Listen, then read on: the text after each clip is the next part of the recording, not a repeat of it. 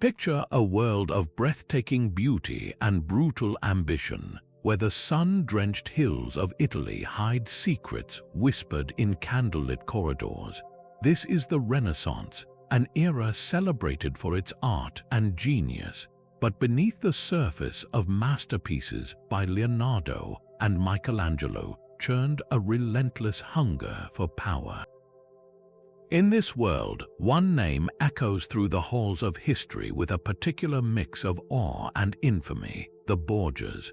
More than just a family, they were architects of a political machine so sophisticated, so ruthless, that their story transcends the simple labels of good and evil.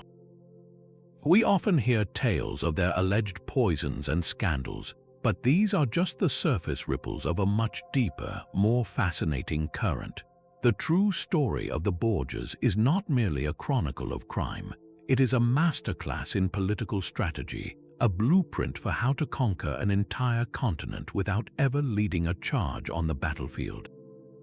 Theirs is a saga of cunning, not just cruelty, of brilliant manipulation that rewrote the rules of power in 15th century Europe. Their rise was nothing short of meteoric, a climb from relative Spanish obscurity to the very pinnacle of spiritual and temporal authority, the papacy itself. How did they do it? The answer lies not in a single act of violence, but in a relentless, multi-generational campaign fought with weapons far more subtle than swords. This was a game played with dynastic marriages that bound rival families together in gilded chains, with financial maneuvers that bled city-states dry while filling their own coffers, and with alliances forged in the dark only to be shattered by the light of a new opportunity.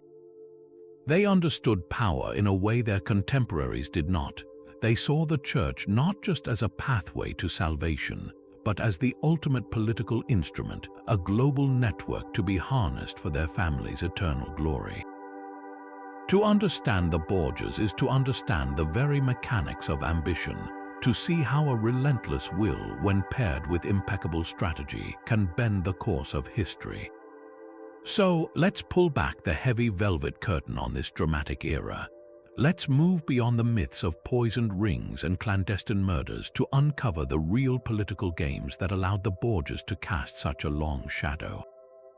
We will trace their footsteps from the courts of Valencia to the heart of the Vatican, unraveling the complex web of relationships, betrayals, and calculated risks that defined their reign. This is a journey into the heart of Renaissance intrigue, where every handshake could be a trap and every blessing a carefully laid plot. Prepare to discover how a family, armed with little more than audacity and intellect, managed to dominate Italian politics and carve their name into history with an indelible mark of power, scandal, and an ambition that knew no bounds. Their journey to the pinnacle of power began not in the marble halls of Rome, but amidst the complex political landscape of the Kingdom of Valencia.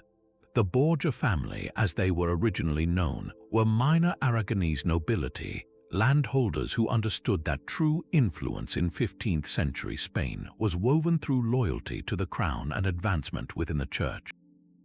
The figure who first masterminded this upward trajectory was Alonso de Borgia, a man of formidable intellect and unwavering devotion to the Aragonese king, Alfonso V.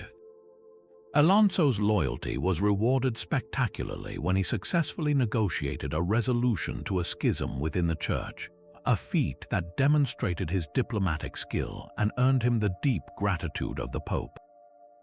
This was the crucial first step, proving that service to secular power could be the most effective ladder to spiritual authority. Years later, after a distinguished career as a bishop and cardinal, that same king would leverage his influence to see his faithful servant Alonso elected to the highest office in Christendom. In 1455, Alonso de Borgia became Pope Calixtus III. His papacy, though brief, was a masterstroke of strategic nepotism that would define the Borgia Playbook for generations to come. Calixtus was an old man when he took the throne of St. Peter, and he knew his time was limited. He had no interest in personal glory. His entire focus was on the eternal security and elevation of his family line. With a clear-eyed understanding that the Papal States were just that, states requiring political management, he immediately began to elevate his nephews from Spain, installing them in key positions of power and wealth within the Roman Curia. This wasn't merely about giving family members comfortable jobs. It was about building a foundational power base that would outlive him. He was planting saplings that would one day grow into a forest of influence. The most promising of these nephews was a young man named Rodrigo de Borgia. Calixtus saw in Rodrigo the raw ambition and sharp political mind needed to navigate the treacherous waters of Italian politics. He bestowed upon his nephew a cardinal's hat and a series of immensely profitable ecclesiastical offices, including the vice-chancellorship of the church, a position that controlled the vast and lucrative flow of papal paperwork and fees. This was a genius move. The vice-chancellorship was not the most glamorous role, but it was perhaps the most financially powerful, giving Rodrigo control over an essential bureaucratic machine and a steady, enormous income completely independent of the whims of future popes. With this financial bedrock, Rodrigo Borgia was untouchable. He could bide his time, build alliances, and cultivate a network of loyalty through patronage, all while waiting for his own moment. Pope Calixtus III, in just a few short years, had transformed the Borgia family from Spanish outsiders into entrenched Roman insiders. He provided the blueprint, used the institution of the church as a vehicle for dynastic ambition. It was a lesson his nephew Rodrigo would learn perfect and ultimately use to surpass his uncle's wildest dreams, setting the stage for the most infamous chapter in the family's astounding history. With the foundation laid by his uncle, Cardinal Rodrigo Borgia did not simply rest on his inherited wealth and position. He embarked on a decades-long campaign, a masterclass in political endurance and strategic accumulation that would make the papacy not just a possibility but an inevitability. For over 30 years, he served as vice-chancellor of the church, a tenure unprecedented in its length and success. While other cardinals vied for fleeting influence or engaged in petty squabbles, Rodrigo understood the profound power of stability and bureaucracy. His office was the central nervous system of the entire church administration. Every appointment, every legal dispute, every request for a dispensation passed through his hands. This gave him two indispensable tools: immense, consistent wealth and an unparalleled web of information. The fees generated by his chancery made him arguably the richest man in Rome, a fortune he used not for lavish personal indulgence alone, but as a strategic weapon. He became the banker to the papal court, loaning money to his fellow cardinals, funding their projects, and essentially making the entire college of cardinals indebted to him, both financially and politically. His diplomatic skills were legendary, honed through delicate missions across the fractious Italian peninsula.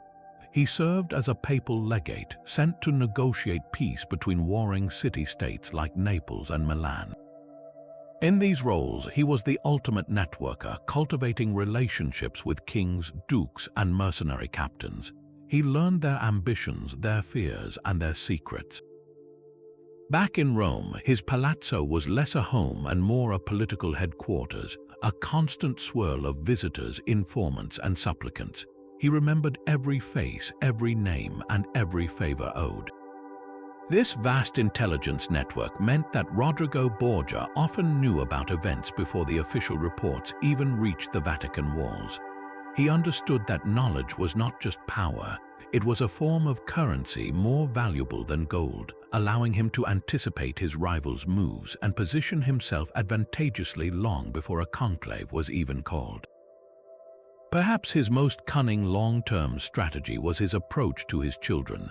While other churchmen might hide their illegitimate offspring, Rodrigo, with a boldness that shocked even the jaded Renaissance court, did the opposite. He openly acknowledged his children, particularly his sons Cesare, Juan, and Geoffrey, and his daughter Lucrezia. He did not see them as a scandal to be managed, but as assets to be deployed.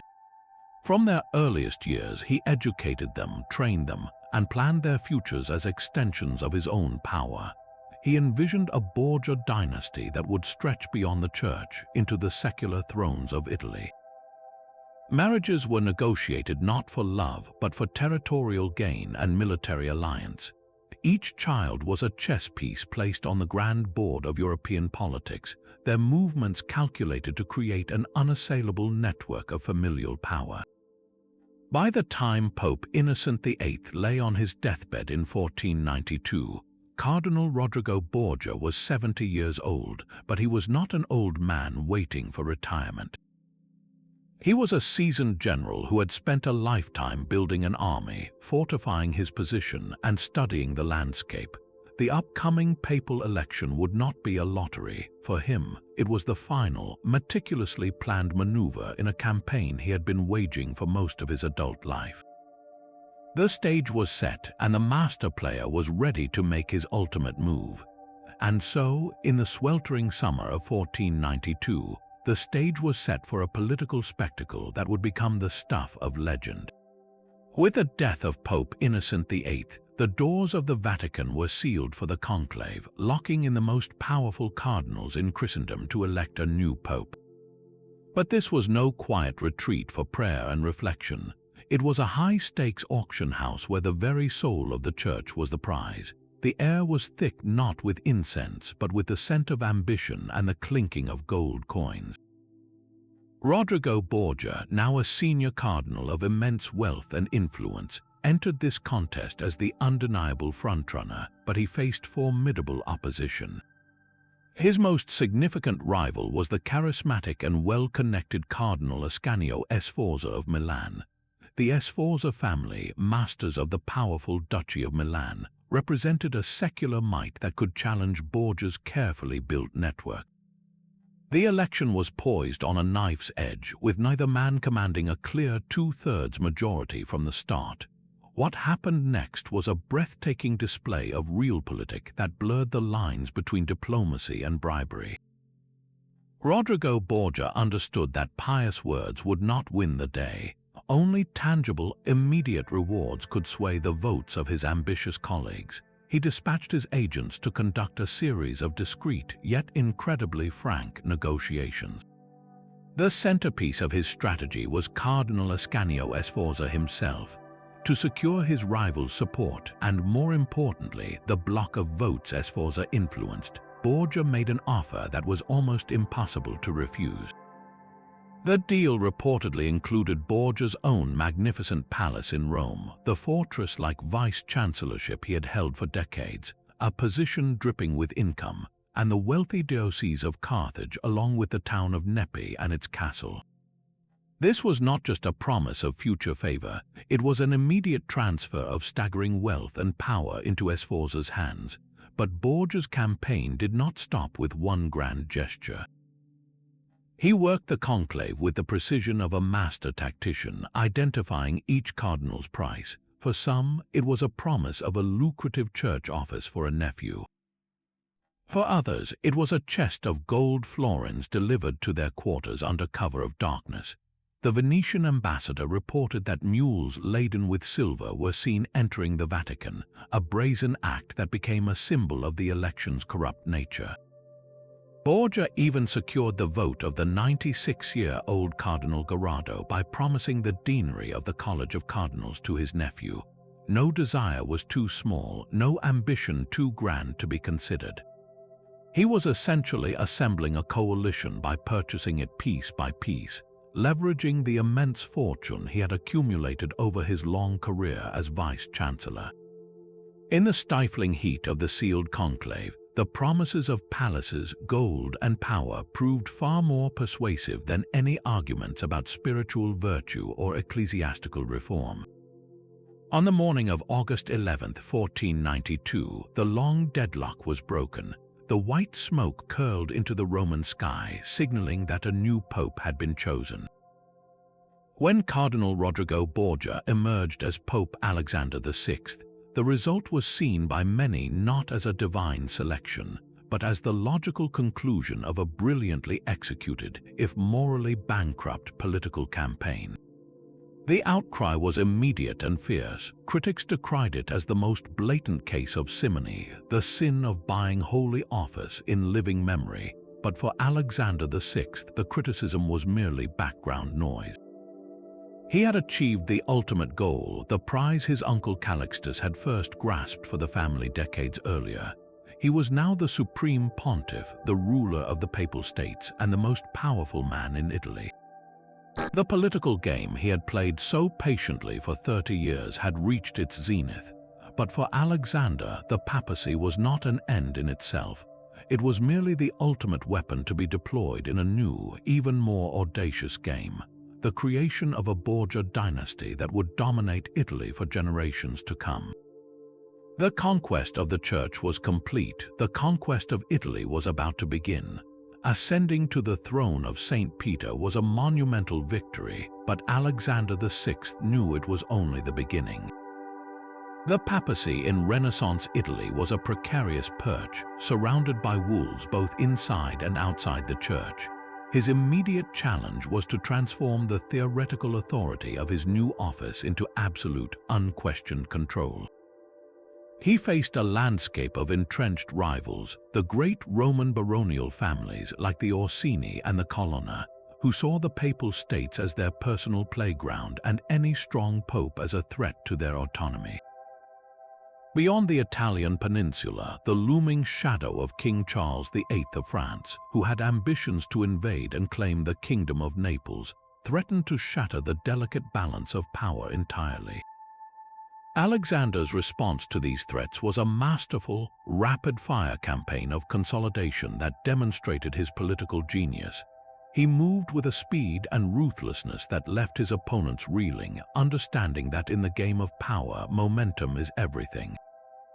His first and most crucial move was to secure the very institution he now led.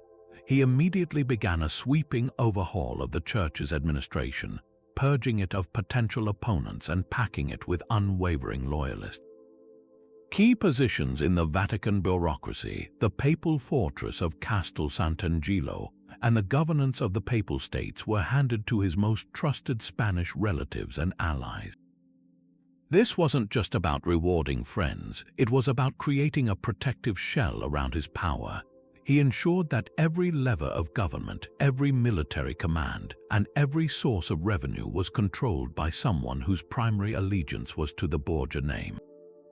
This created a state within a state, a loyal Borgia apparatus that operated seamlessly within the larger framework of the Church, ensuring his directives would be carried out without question or delay. But to truly secure his reign, Alexander needed to neutralize the external threats, and he did so with a dazzling display of diplomatic jiu-jitsu. When King Charles VIII of France marched into Italy with a massive army in 1494, intent on claiming Naples, the entire peninsula trembled. Other rulers either fled or prepared to fight a losing battle. Alexander, however, chose a path of strategic cunning. Instead of outright confrontation, he adopted a policy of appeasement and manipulation. He allowed Charles and his army to pass through the Papal States, even receiving the French king in Rome with a display of hollow courtesy. By doing this, he avoided a destructive war he could not win on the battlefield. But his true masterstroke came afterward.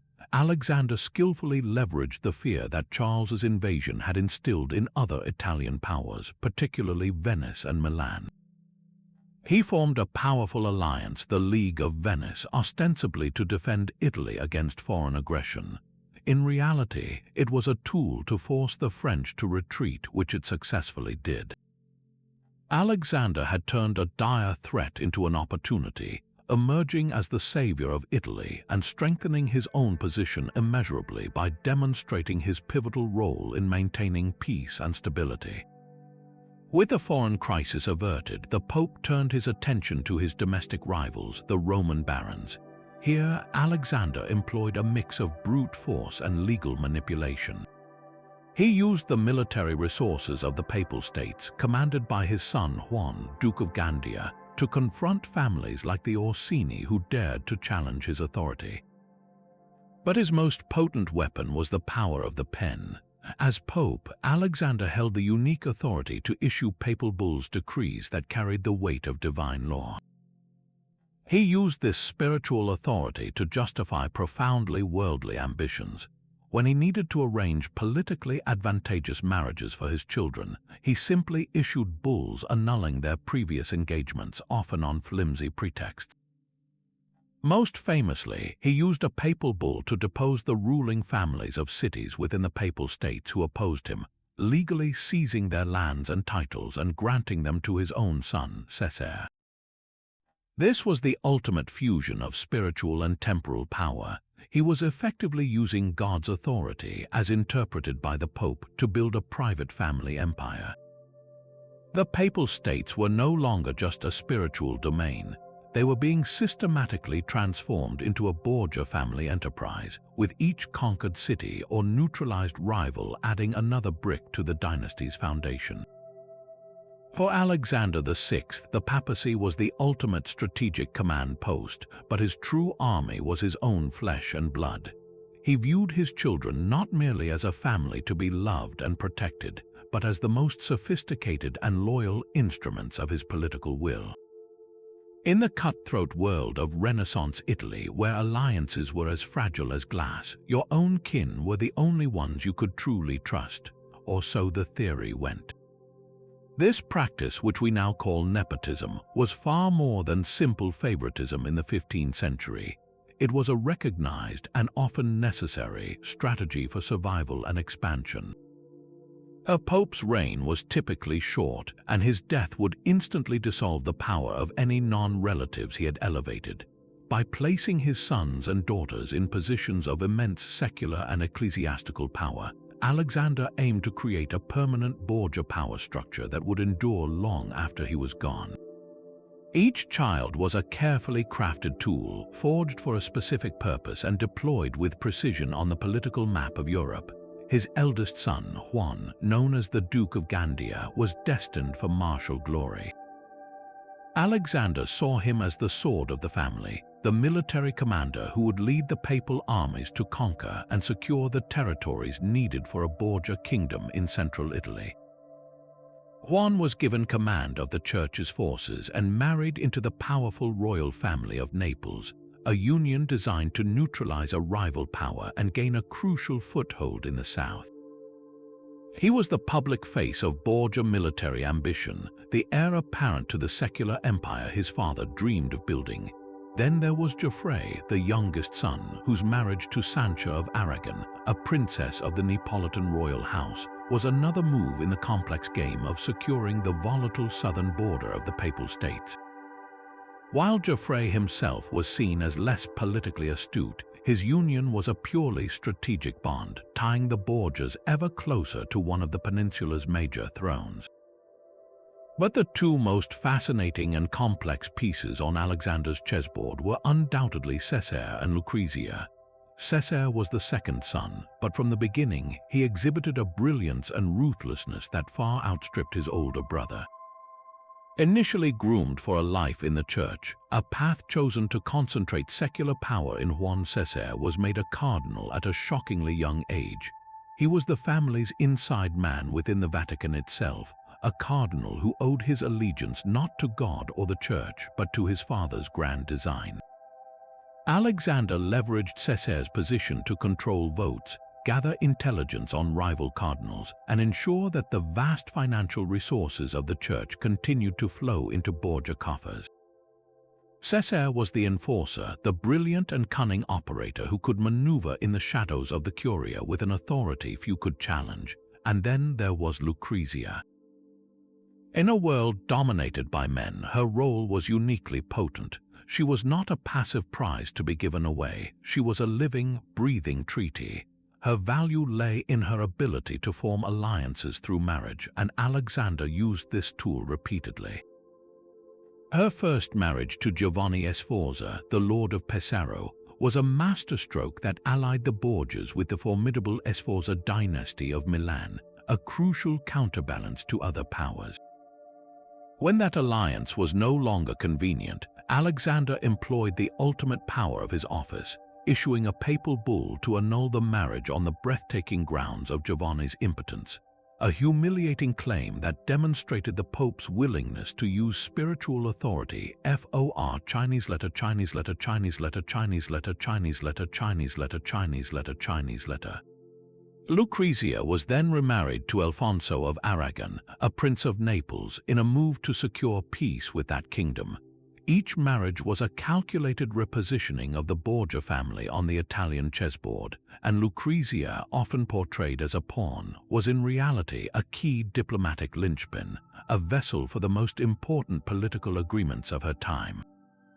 Through these strategic placements, Alexander VI was weaving a web of Borgia influence that stretched from Milan to Naples, a dynastic network designed to make the family name synonymous with power itself. Yet for all his meticulously laid plans, Alexander VI knew that the spiritual authority of the papacy could only achieve so much in a world governed by the sword. To carve out a lasting territorial kingdom, he needed a commander of unmatched ambition and ferocity, a leader who could translate political scheming into military reality.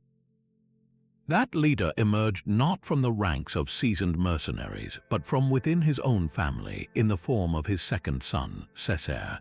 If Alexander was the grand strategist, Cesare Borgia was the flawless instrument of that strategy, a force of nature whose brief, blazing career would come to define the very essence of ruthless statecraft. The transformation he underwent was as dramatic as it was unprecedented. Here was a young man who had been forced into a cardinal's robes, a prince of the church who chafed at its constraints, dreaming not of saving souls but of forging an empire. The death of his older brother Juan, the Duke of Gandia, under mysterious and violent circumstances in 1497, was a personal tragedy for the family, but it also presented a grim opportunity. With a designated military heir gone, the path was cleared for Cesare to step out of the ecclesiastical shadows and into the role he was truly born for, the warrior prince. Cesare's first move was a masterstroke of political theater that stunned all of Europe. In August of 1498, he stood before a consistory of cardinals and publicly renounced his cardinalate, laying aside the red hat and all its immense privileges. This was not an act of humility, but one of audacious ambition. He was shedding the guise of a churchman to embrace his destiny as a secular lord. To legitimize this new identity, King Louis XII of France, who needed Pope Alexander's support for his own claim to Milan, bestowed upon Cesare the French Duchy of Valentinois. It was from this title that Cesare derived his famous Italianized name, Valentino, a name that would soon be whispered with a mixture of fear and awe across Italy. His father then appointed him as Gonfalonier, or standard-bearer of the church, formally placing him in command of the papal armies. This series of maneuvers was brilliantly calculated. Cesare was now a French duke with powerful allies, a papal commander with a divine mandate, and a Borgia prince with a burning personal ambition. All the pieces were in place for a campaign of conquest that would be as swift as it was brutal. His target was the Romagna, a patchwork of squabbling city-states on the northeastern flank of the Papal States. Nominally under papal rule, these cities were in fact controlled by a collection of petty tyrants and corrupt vicars who paid little heed to Rome. For Cesare, this disunity was the perfect opening. He assembled a formidable army funded by his father's vast treasury and bolstered by the finest French artillery and veteran mercenaries. His campaign, which began in 1499, was a blitzkrieg of the Renaissance era. City after city fell to his forces: Imola, Forli, Rimini, Faenza, and Pesaro.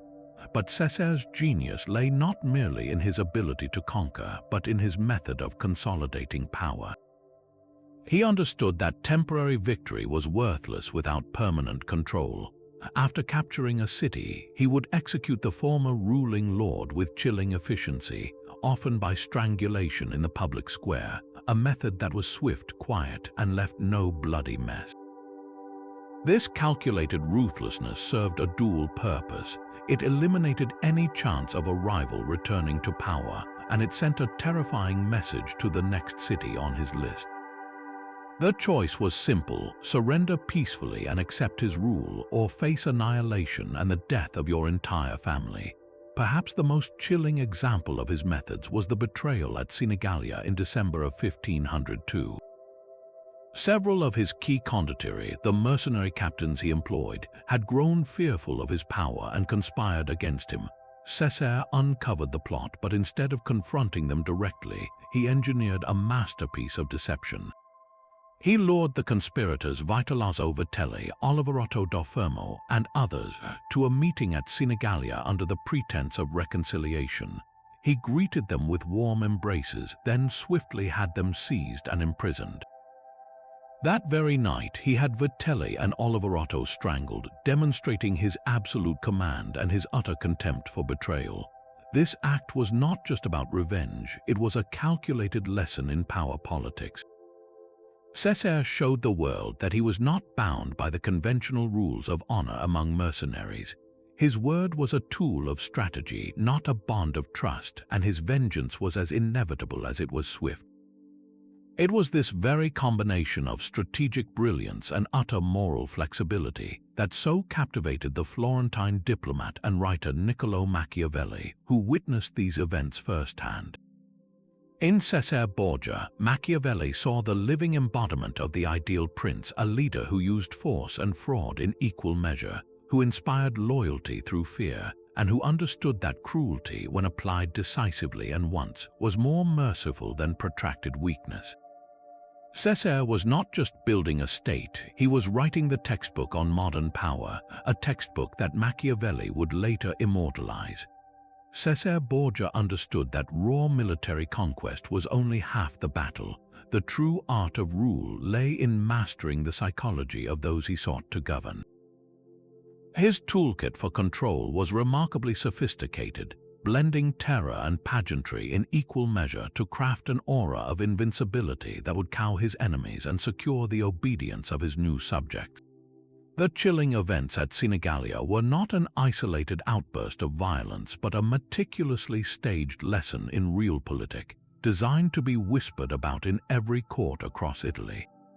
By executing his disloyal condottieri men like Vitellozzo Vitelli and Oliverotto da Fermo, through the swift, silent method of strangulation, Cesare was communicating a very specific message. This was not the bloody, chaotic anger of a typical medieval lord. It was the clean, administrative efficiency of a modern state eliminating a problem. The calculated nature of the act, following the warm embrace of a false reconciliation, demonstrated a terrifying level of cunning.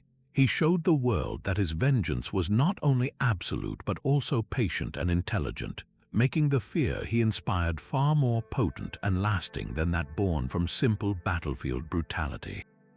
This fear became a strategic asset, a force multiplier that often allowed him to capture cities without a fight, as local rulers, hearing of his methods, would choose surrender over the grim fate that awaited those who resisted. But Cesare was far too shrewd to rely on fear alone. He complemented this dark reputation with a brilliant mastery of public spectacle, understanding that legitimacy in the eyes of the people was just as crucial as control in the halls of power. Upon entering a newly conquered city, he did not slink in like a thief in the night. He arrived as a conquering hero, or more precisely, as a legitimate prince taking his rightful place. His entries were lavish theatrical productions, meticulously planned processions featuring his impeccably dressed troops, blaring trumpets, and his own commanding presence at the center. He made a point of administering justice publicly, hearing petitions from common citizens and displaying a semblance of fairness. This was a powerful contrast to the petty tyrants he had overthrown, who were often seen as corrupt and self-serving. By presenting himself as a bringer of order and justice, he worked to win the grudging acceptance, if not the affection, of the populace. It was a classic strategy, the carrot and the stick, but on a grand public stage. The stick was the ever-present threat of Sinigalia-style retribution for defiance. The carrot was the promise of stable, efficient governance under his strong hand. His understanding of image extended into the realm of culture and art, the currency of prestige in Renaissance Italy. Like his contemporaries, the Sforzas of Milan or the Medici of Florence, Cesare knew that patronizing great artists was not a mere indulgence but a vital political statement. It transformed a warlord into a statesman, a usurper into a cultured ruler. He commissioned portraits from the most celebrated painters, ensuring his likeness, handsome, stern, and impeccably dressed, would circulate among the elite. He understood the power of symbols, adopting a personal emblem that featured his motto, "Out Caesar, out Nihil, either Caesar or nothing," a bold comparison to the Roman emperors that left no doubt about the scale of his ambition. This was propaganda in its most elegant form. By associating himself with the greatest artistic and intellectual minds of the era, he was building a legacy, crafting a narrative that he was not just another violent condottiere but the architect of a new, magnificent order. He aimed to be perceived as invincible not only because of his army's strength, but because his rise seemed ordained by talent, intellect, and an unstoppable historical momentum. In Cesare Borgia, the tools of fear and the tools of fame were welded together into a single, devastatingly effective instrument of power. Yet while Cesare carved out a kingdom with sword and stratagem, another Borgia was mastering a far more subtle, yet equally vital form of power. Lucrezia Borgia has long been immortalized in legend as a femme fatale, a cunning poisoner who moved through the shadows of Renaissance courts. This sensational myth, however, obscures a far more compelling reality. Lucrezia was not a sinister plotter. She was one of her family's most valuable diplomatic instruments, a woman whose life was a continuous negotiation. From a very young age, she was understood by her father, Alexander, to be a key to unlocking alliances that mere force could never achieve. Her story is not one of dark arts, but of brilliant statecraft, where her hand in marriage was the ultimate currency in the Borgia quest for security and prestige. Each union was a carefully calibrated move on the geopolitical chessboard, designed to neutralize a threat, secure a border, or elevate the family standing among the ancient nobility of Italy. Her first marriage at the age of 13 was to Giovanni Sforza, the Lord of Pesaro. This was a classic Borgia power play. The Sforzas were the ruling family of Milan, a military powerhouse whose friendship was essential for Alexander's early papacy. By marrying his daughter into this formidable dynasty, the Pope was buying insurance, creating a bond that would deter other Italian states from challenging his authority. For a few years, the alliance served its purpose, but the political winds of Italy are famously fickle.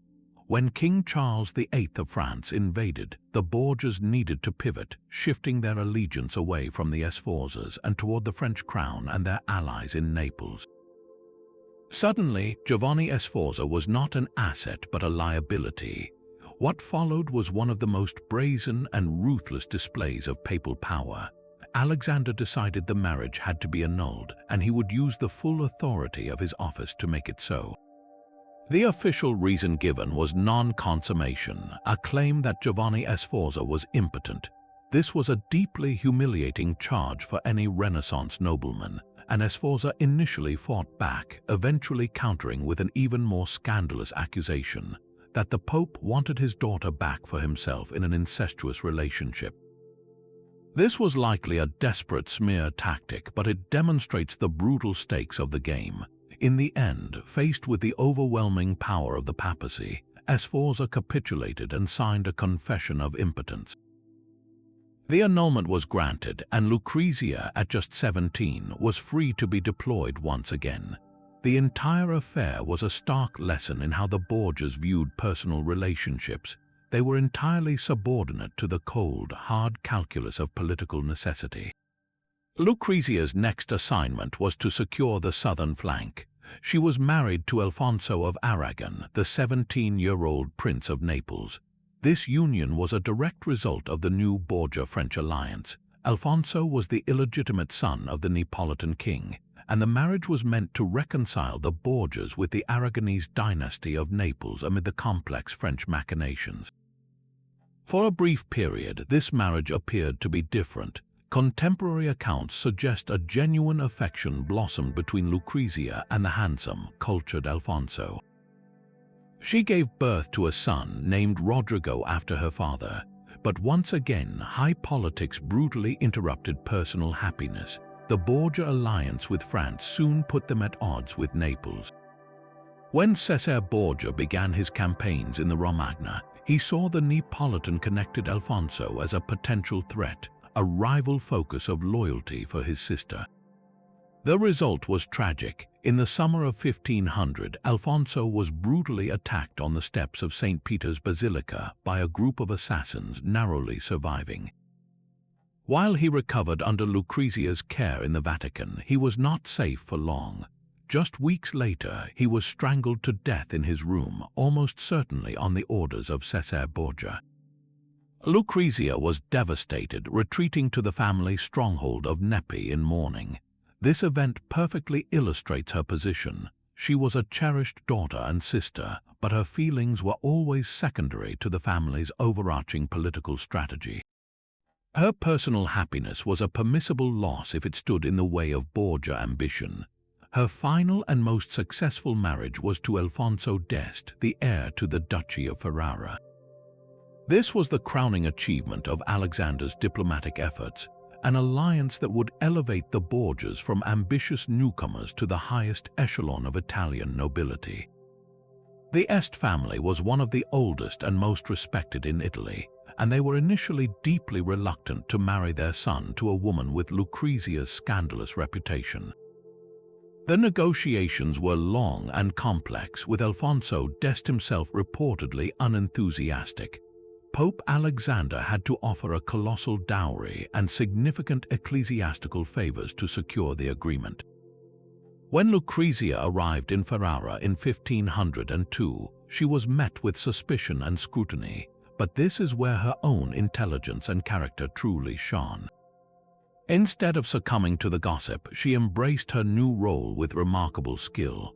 She quickly established herself as a beloved and capable duchess, immersing herself in the administration of the court and the duchy.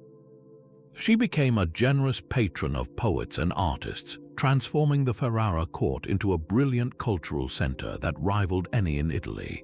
She expertly managed the duchy's affairs during her husband's frequent absences, demonstrating a keen political mind and a genuine talent for governance. In Ferrara, Lucrezia Borgia finally escaped the shadow of her family's notorious reputation. She was no longer just a pawn. She had become a player in her own right, a respected and influential ruler. This third marriage, engineered for pure political gain, ironically became the vehicle for her personal liberation and lasting legacy. She bore Alfonso d'Este several children, securing the Este line, and was remembered not as a Borgia poisoner, but as the esteemed Duchess of Ferrara. Her story completes the picture of the Borgia political machine. While Alexander devised the grand strategy and Cesare executed it with military force, Lucrezia fulfilled the equally critical role of diplomat and consolidator. Through her, the family secured its alliances, gained legitimacy, and ultimately achieved a form of noble permanence that Cesare's conquests never could.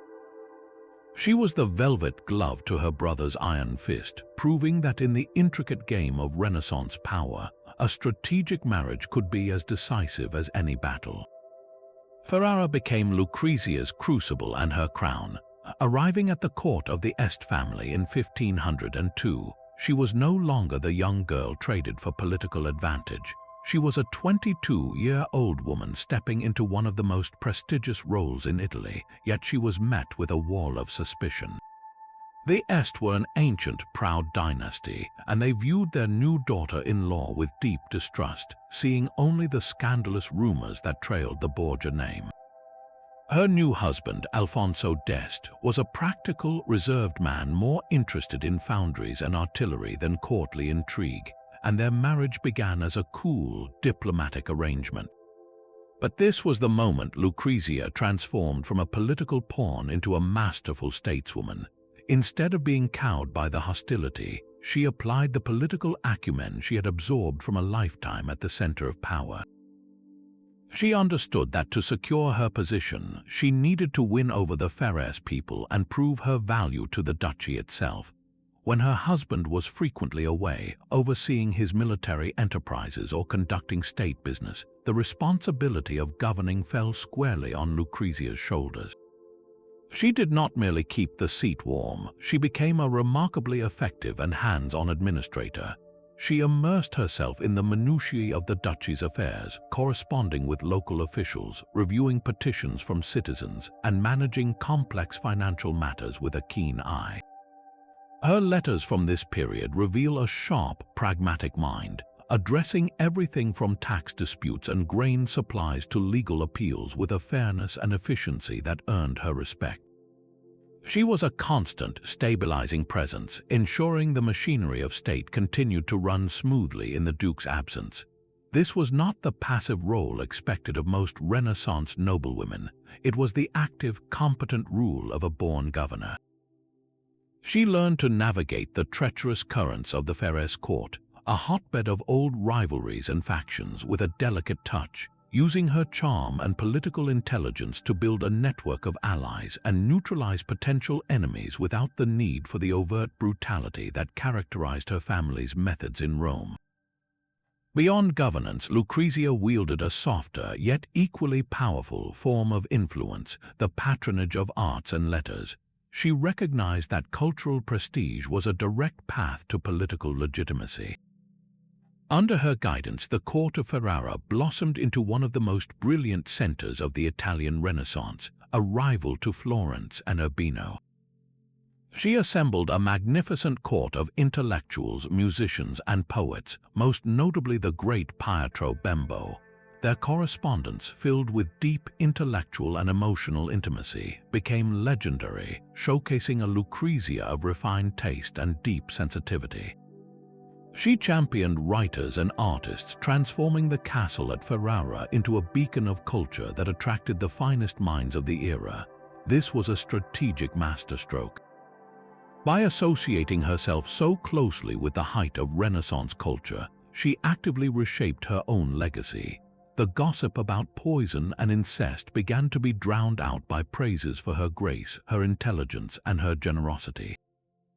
She was no longer just a Borgia, she was now an Est, a respected duchess who used her position not for personal gain, but to elevate the entire cultural standing of her adopted city. In Ferrara, Lucrezia Borgia finally achieved what her father and brother had fought for so violently: lasting legitimacy and a secure place among the elite families of Europe. She bore Alfonso several children, securing the Este succession and cementing her role as the mother of the dynasty. The once reluctant duke grew to trust and rely on her capabilities, and the people of Ferrara came to admire their duchess for her competent and benevolent rule. She had navigated the impossible, balancing the formidable legacy of her birth family with the dignified traditions of her married one. Her life in Ferrara stands as a powerful testament to her own resilience and political skill. While Cesare's conquests crumbled to dust with his father's death, Lucrezia's legacy, built on administration and culture, endured. She proved that true power could be cultivated not only on the battlefield but also in the council chamber and the artist's studio, crafting a reputation for wisdom and refinement that would far outlast the dark legends. Lucrezia Borgia's entrance onto the stage of high politics came not with a whisper, but with the formal vows of a strategic union. At just 13 years old, she was married to Giovanni Sforza, the Lord of Pesaro. This was far from a match made for love. It was a calculated move by her father, Cardinal Rodrigo Borgia, to secure a vital alliance with one of Italy's most formidable families. The Sforzas ruled the powerful Duchy of Milan, and their friendship was an essential shield for the Borgias as they consolidated their position in Rome. For a few years, the alliance served its purpose, binding the two families together in a web of mutual interest. But the stability of Italian politics was as fragile as glass, and it shattered in 1494 with the invasion of King Charles VIII of France. This foreign incursion sent shockwaves through every court on the peninsula, forcing rulers to choose sides in a sudden, dangerous realignment of power. For Pope Alexander VI, as Rodrigo was now known, the French threat necessitated a dramatic pivot. The Sforzas of Milan, once crucial allies, were now aligned against French interests. To secure his own position and avoid a disastrous conflict, Alexander needed to forge a new alliance with the French crown and their partners in the Kingdom of Naples. In this new political landscape, Giovanni Sforza was transformed from a valuable son-in-law into a political liability. His marriage to Lucrezia was a tie to the past that the Borgias could no longer afford. What followed was one of the most brazen and ruthless displays of papal power ever witnessed. Alexander decided the marriage had to be dissolved, and he wielded the immense authority of his office to make it so. The chosen method was an annulment, a legal and religious decree that the marriage had never been valid in the first place. The grounds he selected were as humiliating as they were difficult to disprove: non-consummation. Officially, Lucrezia, who was now 17, was required to submit a sworn statement declaring that her husband, Giovanni Sforza, had been physically incapable of consummating their marriage. In the hyper-masculine culture of the Renaissance nobility, an accusation of impotence was a devastating blow to a man's honor and social standing. It was a weapon designed not just to end a marriage, but to utterly crush the opposition's ability to fight back. Giovanni Sforza initially resisted, understandably furious at the very public attack on his manhood. He found himself in an impossible position, trapped between the spiritual authority of the Pope and the destruction of his own reputation. In a desperate counterattack, he began to spread a shocking rumor of his own, that the real reason Alexander wanted the annulment was because of his own incestuous desire for his daughter. This accusation, whether born of genuine belief or sheer spite, would forever stain the Borgia legend, though most historians see it as a tactical smear from a cornered man. Faced with the overwhelming legal and political machinery of the papacy, Sforza's resistance crumbled. He was ultimately forced to sign a document confessing to his own impotence, a profound act of humiliation that allowed the annulment to proceed. The Borgias had achieved their goal with cold, surgical precision. Lucrezia was freed from the marriage, and the inconvenient Sforza alliance was severed. The entire affair was a stark lesson in the Borgia philosophy of power. Personal relationships, even the sacred bond of marriage, were entirely expendable when they conflicted with the family's overarching political strategy. A daughter's personal life and a son-in-law's reputation were small prices to pay for the survival and advancement of the Borgia name.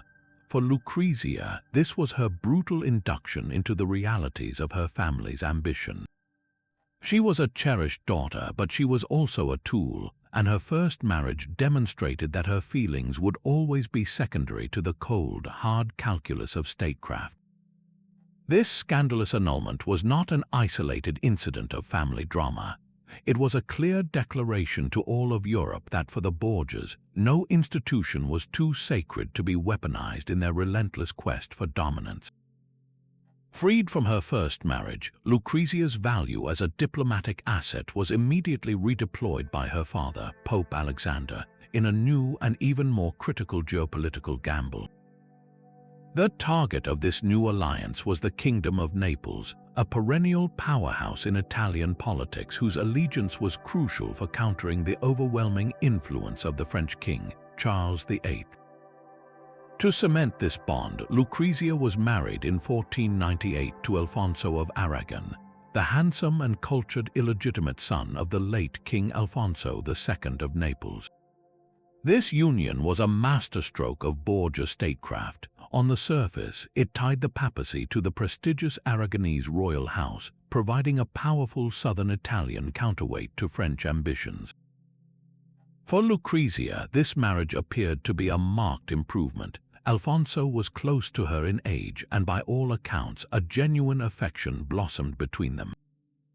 This was not the cold, political arrangement of her first marriage. For the first time, Lucrezia seemed to have found personal happiness alongside her public duty.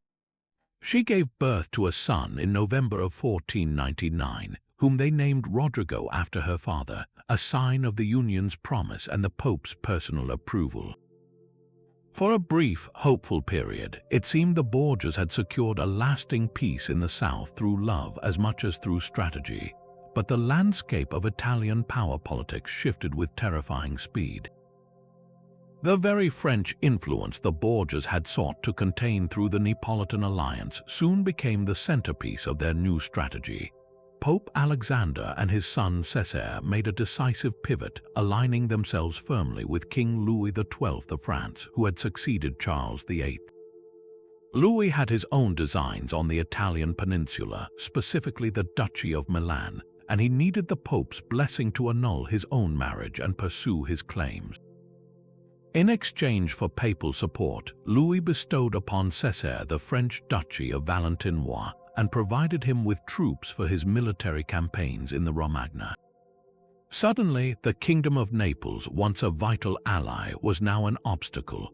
The French king viewed Naples as his own eventual prize, and the Borgias' Aragonese in-laws were standing directly in his path. In the cold calculus of Borgia ambition, Alfonso of Aragon had been transformed from a cherished son-in-law and strategic partner into a dangerous liability.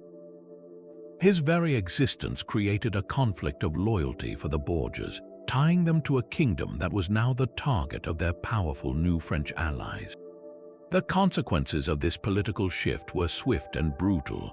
In the summer of 1500, as Alfonso walked home near the Vatican after dining with his wife, he was ambushed by a group of armed men. He was stabbed multiple times and left for dead, but he managed to survive the attack and was carried to the safety of his apartments in the Apostolic Palace. Lucrezia, displaying a strength that would come to define her, nursed him devotedly. During his recovery, rumors swirled about the identity of the attackers, but few had any doubt about who had given the order.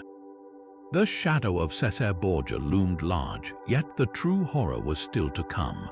Believing himself safe under the Pope's roof and his wife's care, Alfonso began to regain his strength. But his security was an illusion. Just a few weeks after the initial attack, a captain of Cesare's guard, a man named Michelotto Corella, entered Alfonso's room on Cesare's direct orders. There, in the heart of the Vatican, the young prince was strangled to death. The murder was a chillingly pragmatic act. It eliminated a political problem with finality and sent an unambiguous message to the Borgias' enemies. No one, not even family by marriage, was safe if they stood in the way of the family's grand design. This tragic event stands as one of the starkest examples of the brutal pragmatism that defined Borgia politics. The fate of Alfonso of Aragon demonstrates that for Alexander and Cesare, alliances were not bonds of loyalty but temporary conveniences. An ally could become a liability overnight based on the shifting winds of international power, and when that happened, sentiment had no place in the decision-making process. Lucrezia's personal happiness was simply collateral damage in the larger pursuit of dynastic security. Her profound grief following Alfonso's murder was genuine, and she was sent to the family castle in Nepi to mourn, away from the treacherous currents of Roman politics. The murder of her second husband was a watershed moment, revealing the ultimate price of being a piece in the Borgia game. It underscored a terrifying truth. In their world, even the most sacred personal bonds were ultimately subordinate to the relentless, immoral engine of political ambition.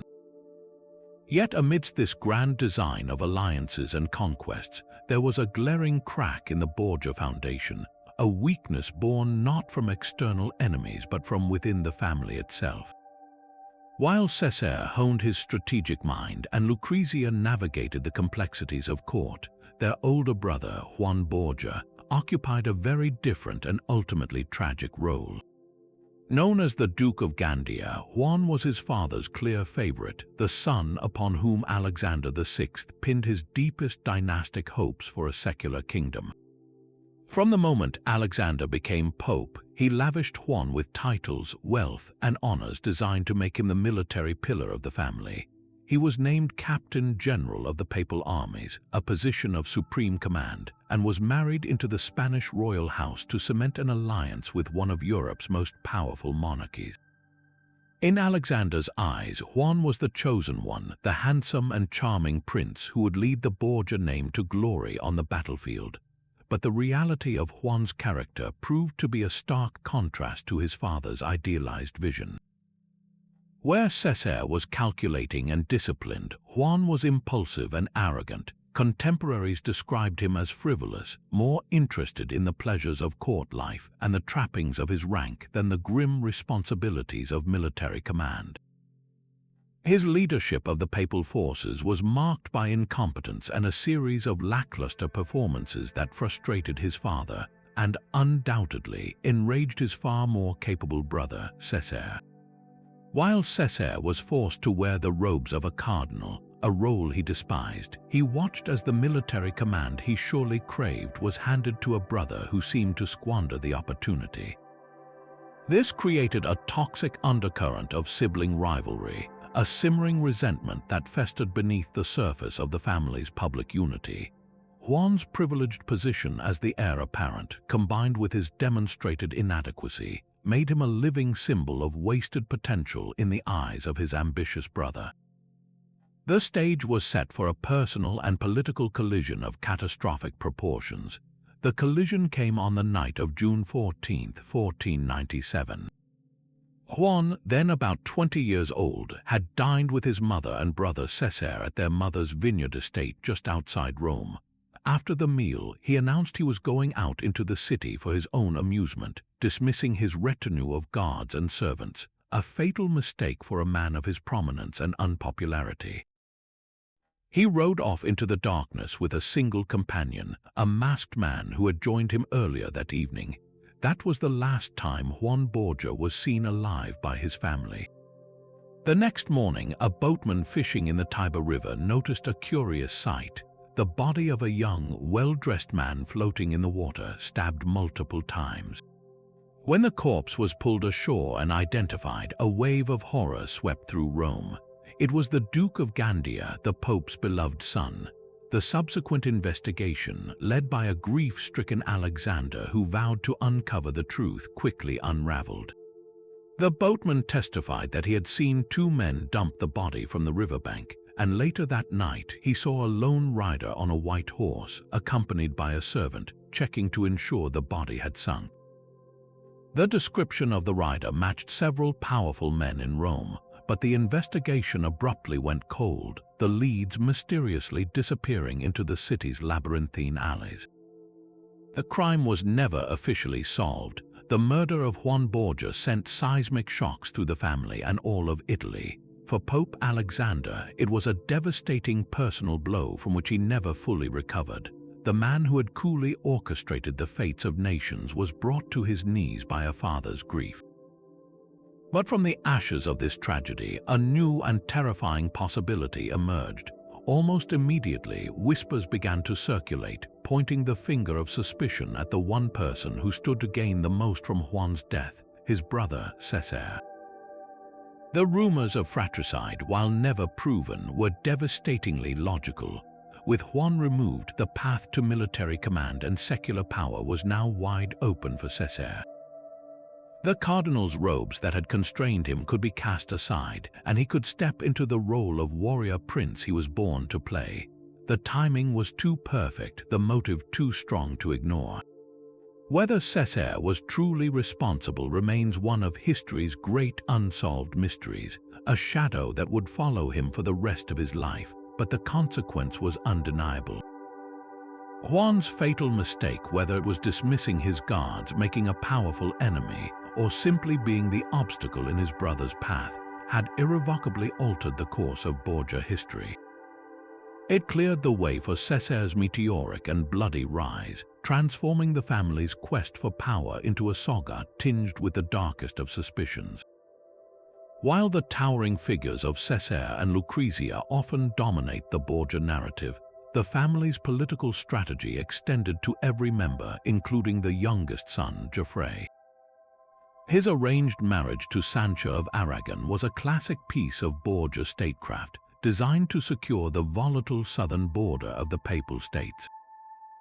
Sancha was no ordinary bride. She was the illegitimate daughter of King Alfonso II of Naples, making her a princess of the powerful Aragonese dynasty that controlled the kingdom.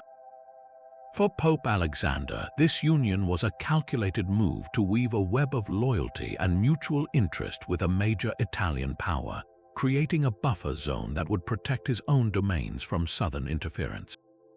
On paper, it was a perfect match, binding the ambitious new papal family to one of the oldest and most prestigious royal houses in the region. Yet, this particular gambit would prove to be one of Alexander's most frustrating failures, a plan undone not by external enemies, but by the profoundly mismatched personalities and ambitions of the two people at its center.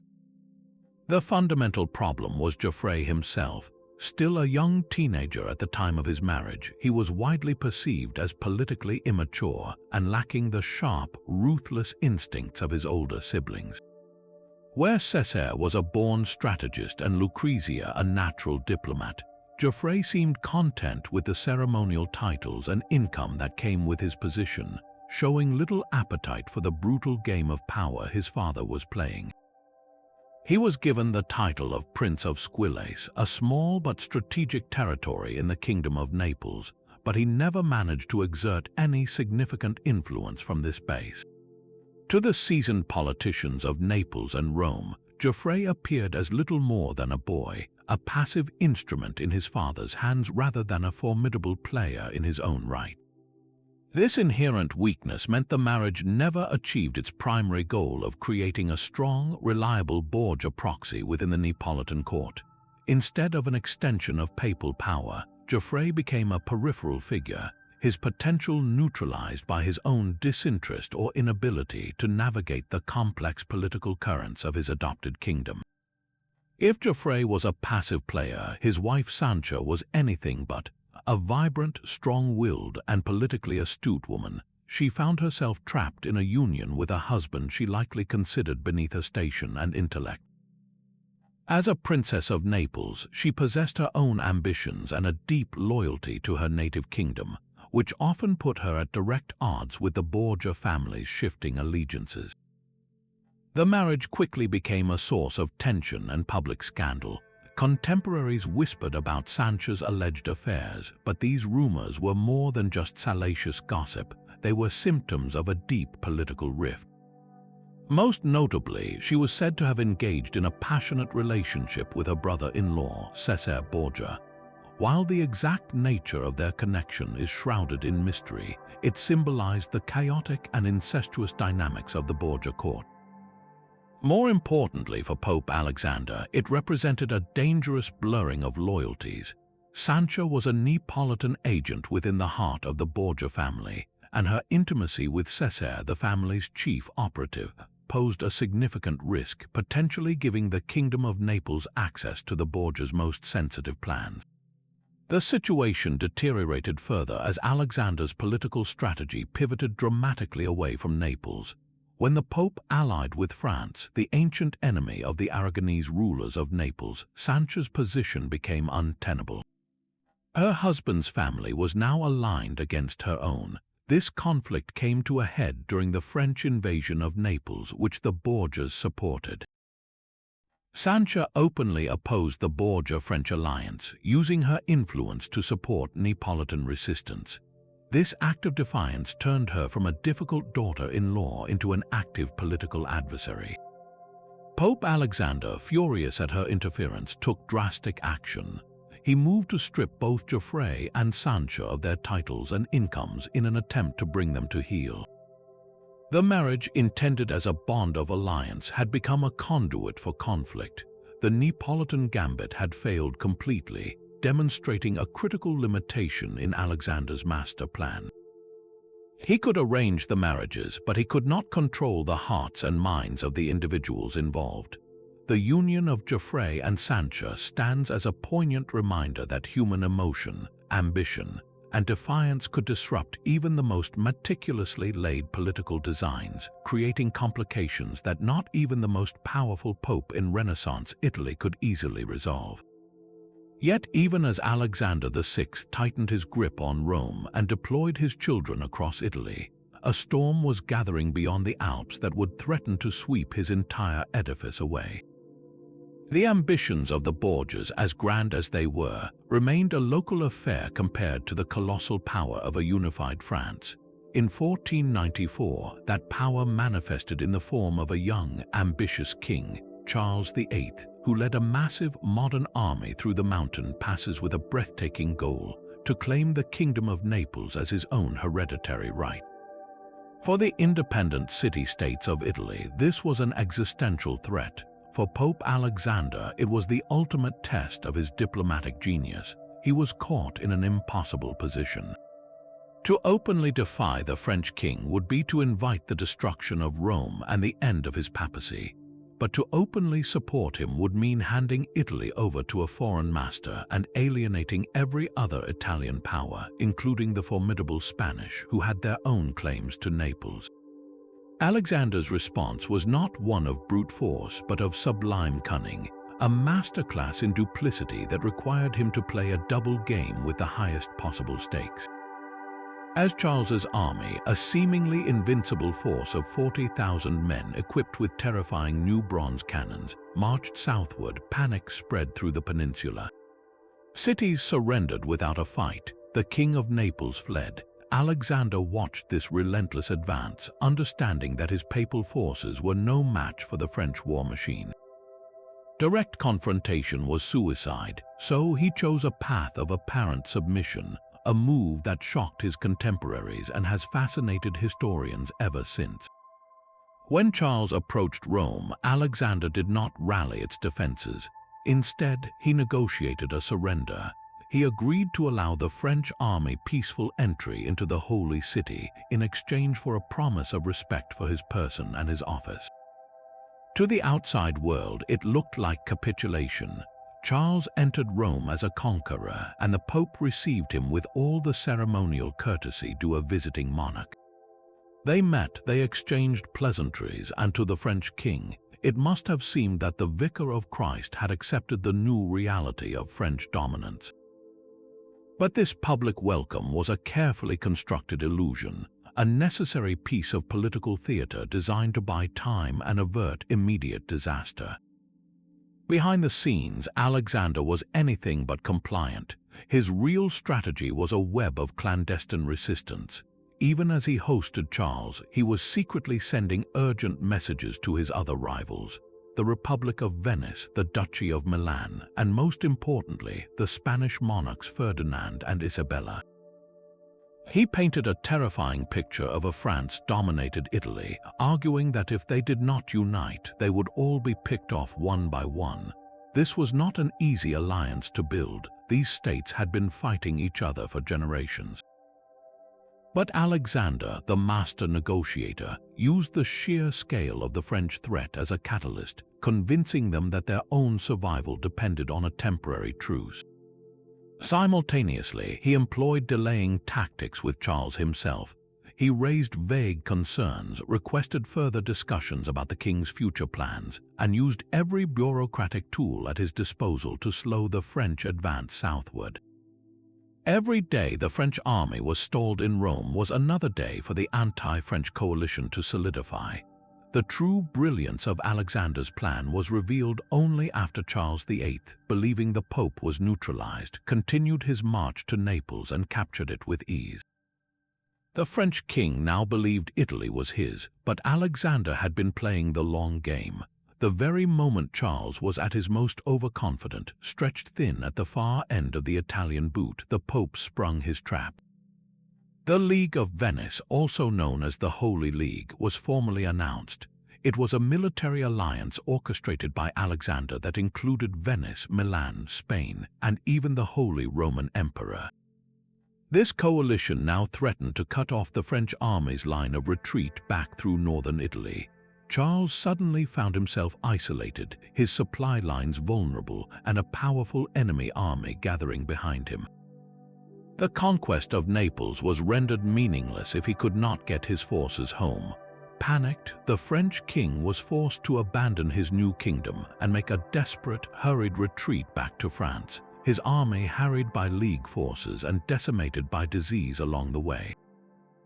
Pope Alexander VI emerged from this crisis not as a weakened vassal of France, but as the undisputed master of Italian diplomacy. He had achieved the impossible. By publicly welcoming the invader, he had saved Rome from destruction and his papacy from immediate overthrow. By secretly engineering the League of Venice, he had expelled the foreign power and restored the balance of power on the peninsula.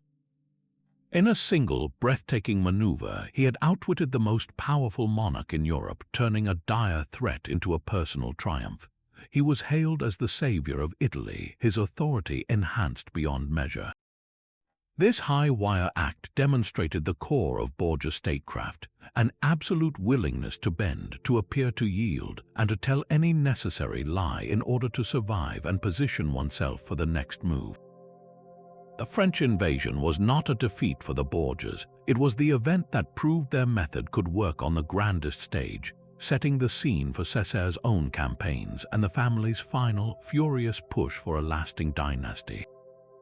But to wage these wars of conquest and to maintain their glittering court, the Borgias needed a seemingly endless river of gold, and they proved to be masters of turning the spiritual authority of the Church into a financial engine of breathtaking efficiency. For Alexander VI, the papacy was not just a spiritual office, it was the ultimate corporation, and he ran it with the ruthless acumen of a modern chief executive, leveraging every possible revenue stream to fund his family's ambitions. The most straightforward method was the direct appropriation of church funds. As Pope, Alexander had control over the treasury of the Papal States, a complex network of taxes, tariffs, and income from church-owned land. He funneled these resources without hesitation into projects that benefited the Borgias directly, financing Cesare's armies, funding Lucrezia's lavish dowries, and constructing grand palaces that served as both homes and symbols of their immense power. The line between the papal treasury and the Borgia family bank account became virtually indistinguishable, a fusion of public and private wealth that shocked even the jaded observers of Renaissance Rome. Perhaps the most notorious of their financial instruments was the strategic sale of indulgences. In Catholic doctrine, an indulgence was a way to reduce the amount of punishment one had to undergo for sins that had already been forgiven. It was a complex theological concept, but in the hands of the Borgias, it was simplified into a powerful fundraising tool. Alexander authorized widespread campaigns where papal agents would travel across Europe, offering these spiritual pardons in exchange for monetary contributions. The messaging was often heavy-handed and manipulative, playing on the fears of ordinary people about the sufferings of purgatory. The proceeds from these sales, which were substantial, were frequently earmarked for specific Borgia projects, most famously for funding Cesare's military campaigns in the Romagna. This practice, while not invented by the Borgias, reached a new level of brazenness under their rule, turning a matter of faith into a transactional business that would later become a major point of contention during the Protestant Reformation. It demonstrated a cold pragmatism. The souls of the faithful were a market to be tapped, and their fears were a currency to be exploited. The most audacious financial maneuver, however, was the manipulation of the very structure of the Church's leadership. Alexander understood that the most valuable commodities he controlled were offices and titles, and he sold them to the highest bidders with a breathtaking lack of pretense. The ultimate prize was a cardinal's hat, which conferred immense prestige, political influence, and access to a share of church revenues. To maximize this income stream, Alexander simply created new cardinal positions. In a single consistory in September of 1493, he elevated 12 new cardinals, a move that stunned the Catholic world. Many of these appointments were young men from powerful Italian families whose loyalty could be purchased or whose alliances were crucial. But a significant number were chosen explicitly for their wealth, They were effectively investors who paid enormous sums for the position, knowing the social and political returns would be worth the cost. This was simony, the buying and selling of church offices on an industrial scale. It allowed Alexander to raise vast amounts of capital instantly, while simultaneously packing the College of Cardinals with loyalists who would support his future initiatives and, crucially, vote for a Borgia-friendly pope in the next conclave. Behind every great financial operation of the era stood the shadowy figures of the bankers, and the Borgias cultivated crucial relationships with the most powerful financial houses of the day. Families like the Chigi and the Spanocchi acted as the papacy's international bankers, managing the transfer of funds across Europe, providing loans for military campaigns, and even facilitating the discreet payments of bribes. Their networks allowed Alexander to access money from the sale of indulgences in Germany or from church taxes in Spain almost immediately in Rome, giving the Borgias a financial mobility that their rivals could not match. This alliance of spiritual and financial power was a formidable combination. The bankers gained immense prestige and profit from handling the account of the wealthiest institution in the world, while the Borgias gained the liquidity needed to act swiftly and decisively on the political stage. The immense wealth generated by these methods did not just sit in vaults, it was put to immediate and visible use. It paid for the Swiss guards and German mercenaries that formed the core of Cesare's armies. It funded the dazzling parties and artistic patronage that reinforced their status, and it built the political networks that kept them in power. In the end, the Borgias understood a fundamental truth that often goes unstated in history books. In the game of power, faith, force, and finance are inseparable, and mastery of the last is what ultimately enables the first two. Yet for all their very real and documented ruthlessness, the military campaigns, the financial machinations, the strategic betrayals, the Borgias are perhaps most famous for a weapon that may have existed more in the minds of their enemies than in their own hands: poison. The legend of the Borgia poison, a mysterious substance they called cantarella, has become an inseparable part of their story, a dark fairy tale of secret vials and deadly rings. But when we sift through the historical evidence, a fascinating paradox emerges. While there are very few documented cases that definitively prove the Borgias used poison as a systematic tool, their reputation for doing so was undeniable, widespread, and arguably one of their most potent political assets. This was not a simple case of slander. It was a phenomenon where perception, carefully cultivated or accidentally ignited, became a form of power in itself. The fear they inspired was often more effective than any actual toxin could have been. So where did this fearsome reputation come from? The answer lies not in a single event, but in a perfect storm of circumstance and clever propaganda spread by their rivals. The Italian Renaissance was a world where sudden, unexplained deaths were tragically common. Medicine was primitive. Diseases like malaria, typhoid, and the plague could strike down a healthy nobleman as quickly as a peasant, with symptoms that to a 15th-century observer might look suspiciously like poisoning, violent stomach cramps, fever, and rapid decline. When a cardinal who had opposed Alexander VI died unexpectedly, or when a wealthy landowner who refused to sell his property to Cesare fell ill, the whispers began immediately. The Borgias, as ambitious Spanish outsiders who had clawed their way to the top, were the perfect villains for these narratives. Their enemies, particularly the powerful Italian families they were displacing like the Della Rovere and the Sforza, had every incentive to fuel these rumors. They wrote letters, commissioned pamphlets, and spread stories in the courts of Europe, painting the Borgias as monstrous figures who used the black arts to eliminate obstacles. In an age without forensic science, accusation could easily harden into accepted fact. The myth was given a name: cantarella, described as a sophisticated, slow-acting white powder that could be dissolved in wine. It was said to be undetectable, allowing the victim to die days later, far from the scene of the crime. This detail was crucial to the legend's power. It made every death that was even slightly convenient for the Borgias seem suspicious. It created an atmosphere of pervasive, invisible threat. A rival might feel safe in his own castle, surrounded by guards, but if he had accepted a drink from a Borgia messenger a week prior, any subsequent illness would be viewed with terror. The stories were often embellished with theatrical details, like the infamous lawn of death a pope was said to have walked across, or the poisoned key meant to be kissed as a sign of respect. These tales, repeated often enough, crafted an image of the Borgias not just as ruthless politicians, but as masters of a dark, occult science, making them seem almost supernaturally formidable.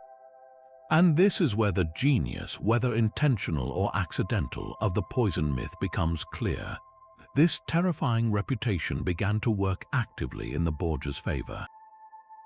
Imagine you are a minor lord in the Romagna, and you receive a letter from Cesare Borgia demanding your surrender. You have heard the stories of entire families being strangled in the night, of cardinals dying after a papal dinner. The specter of Cantarella now becomes a psychological weapon of immense power. The mere suggestion of Borgia disfavor could be enough to paralyze a rival with fear. Would you risk a fight, knowing that even if you won on the battlefield, a hidden agent might already be en route with a deadly powder? This aura of invincibility and omnipotence allowed Cesare, in particular, to achieve victories without ever drawing his sword. Many city governors, hearing his army was approaching, would simply open their gates, preferring the certainty of surrender to the terrifying uncertainty of resisting a man rumored to command death itself.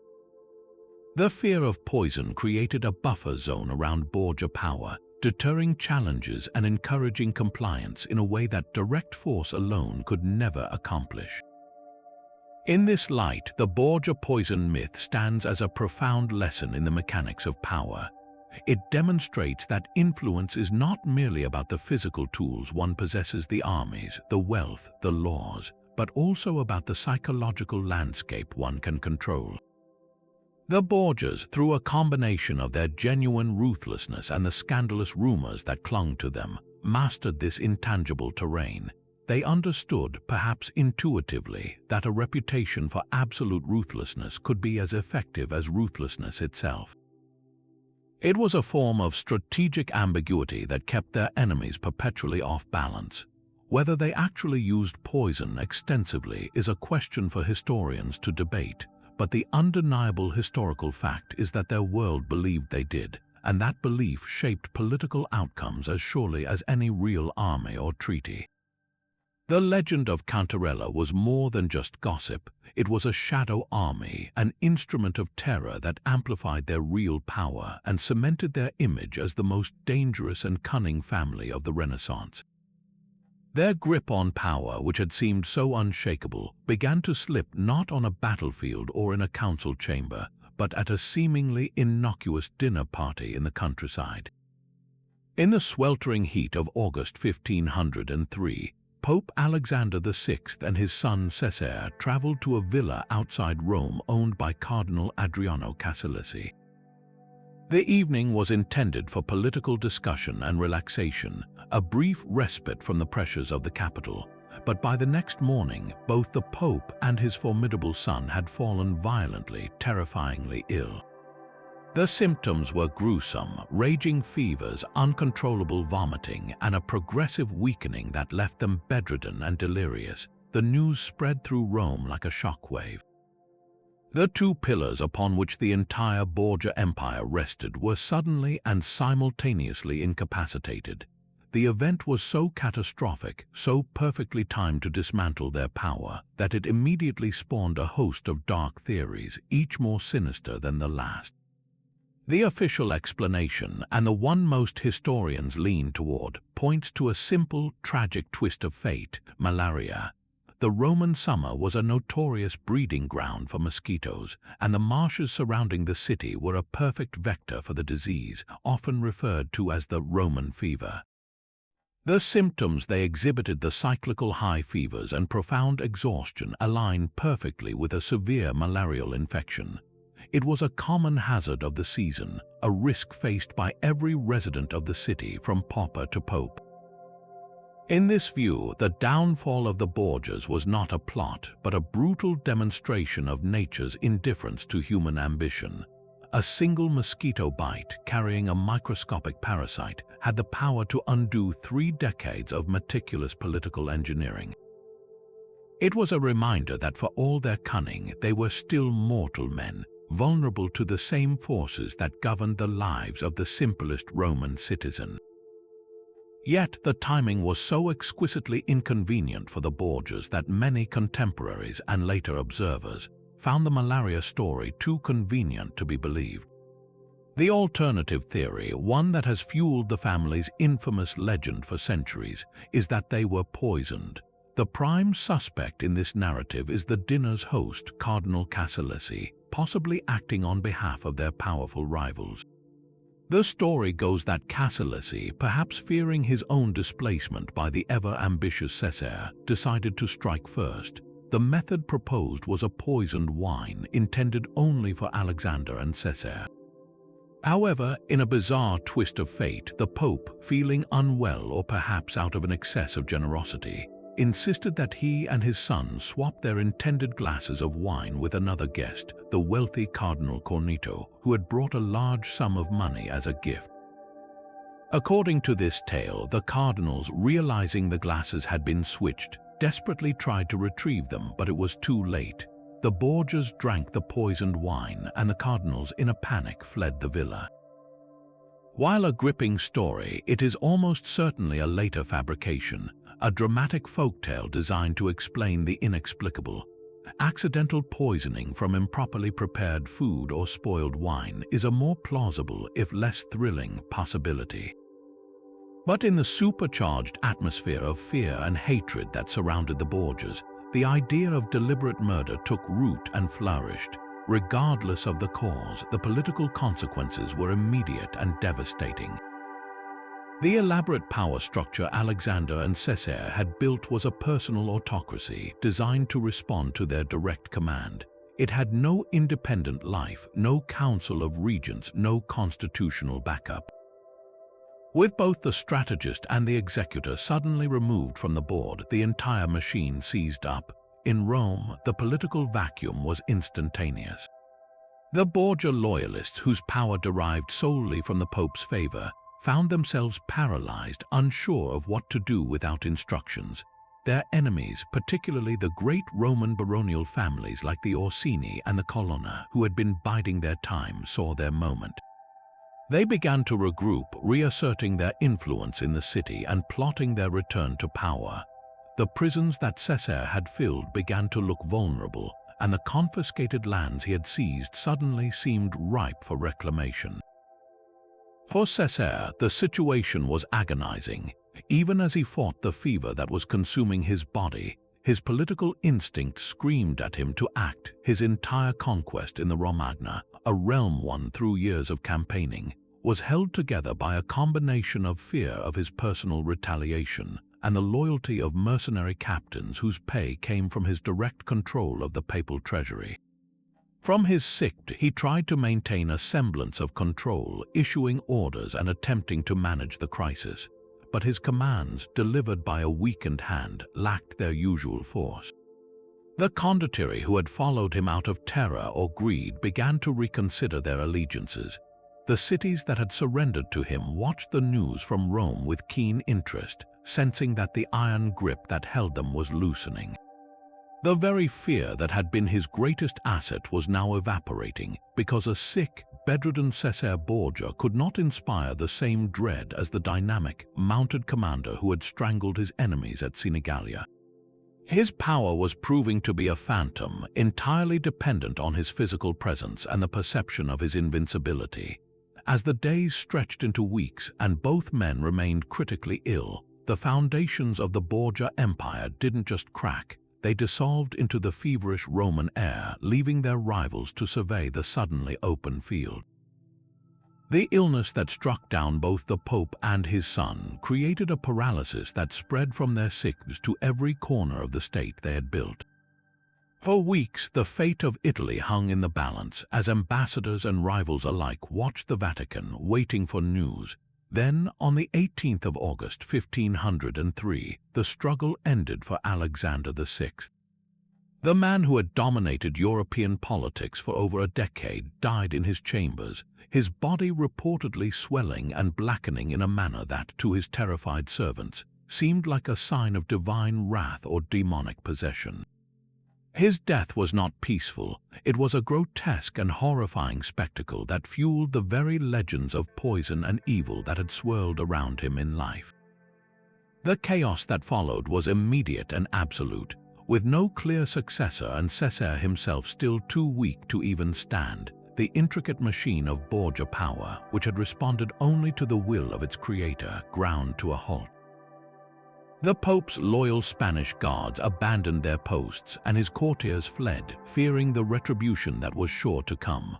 The body of Alexander VI was treated with a shocking lack of respect, hurriedly interred with minimal ceremony, a stark symbol of how quickly reverence evaporates when the source of power is gone. In this vacuum, all eyes turned to Cesare Borgia, but the brilliant strategist was trapped inside a convalescent's broken body. The fever had left him so weakened that he could barely speak, let alone command armies or dictate the proceedings of the upcoming papal conclave. This physical incapacity was a catastrophic political disability. His entire dominion, from the Romagna to the streets of Rome, was held together by the constant, active application of his will. The mercenary captains who obeyed him did so out of fear of his immediate retaliation. The city governors who remained loyal did so because they believed his power was permanent. From his sick, Cesare attempted to salvage the situation. He still possessed a significant war chest and the loyalty of his personal commander, Michelato Corella. He tried to negotiate, offering his support and the votes of the cardinals he controlled to any candidate who would promise to uphold the Borgia acquisitions and confirm him as gonfalonier of the church. But his bargaining position was fatally compromised. The other cardinals saw a weakened, isolated young man, not the formidable Duke Valentino. His promises rang hollow when he could not back them with the threat of force. The political animal that was the College of Cardinals smelled blood in the water and began to circle.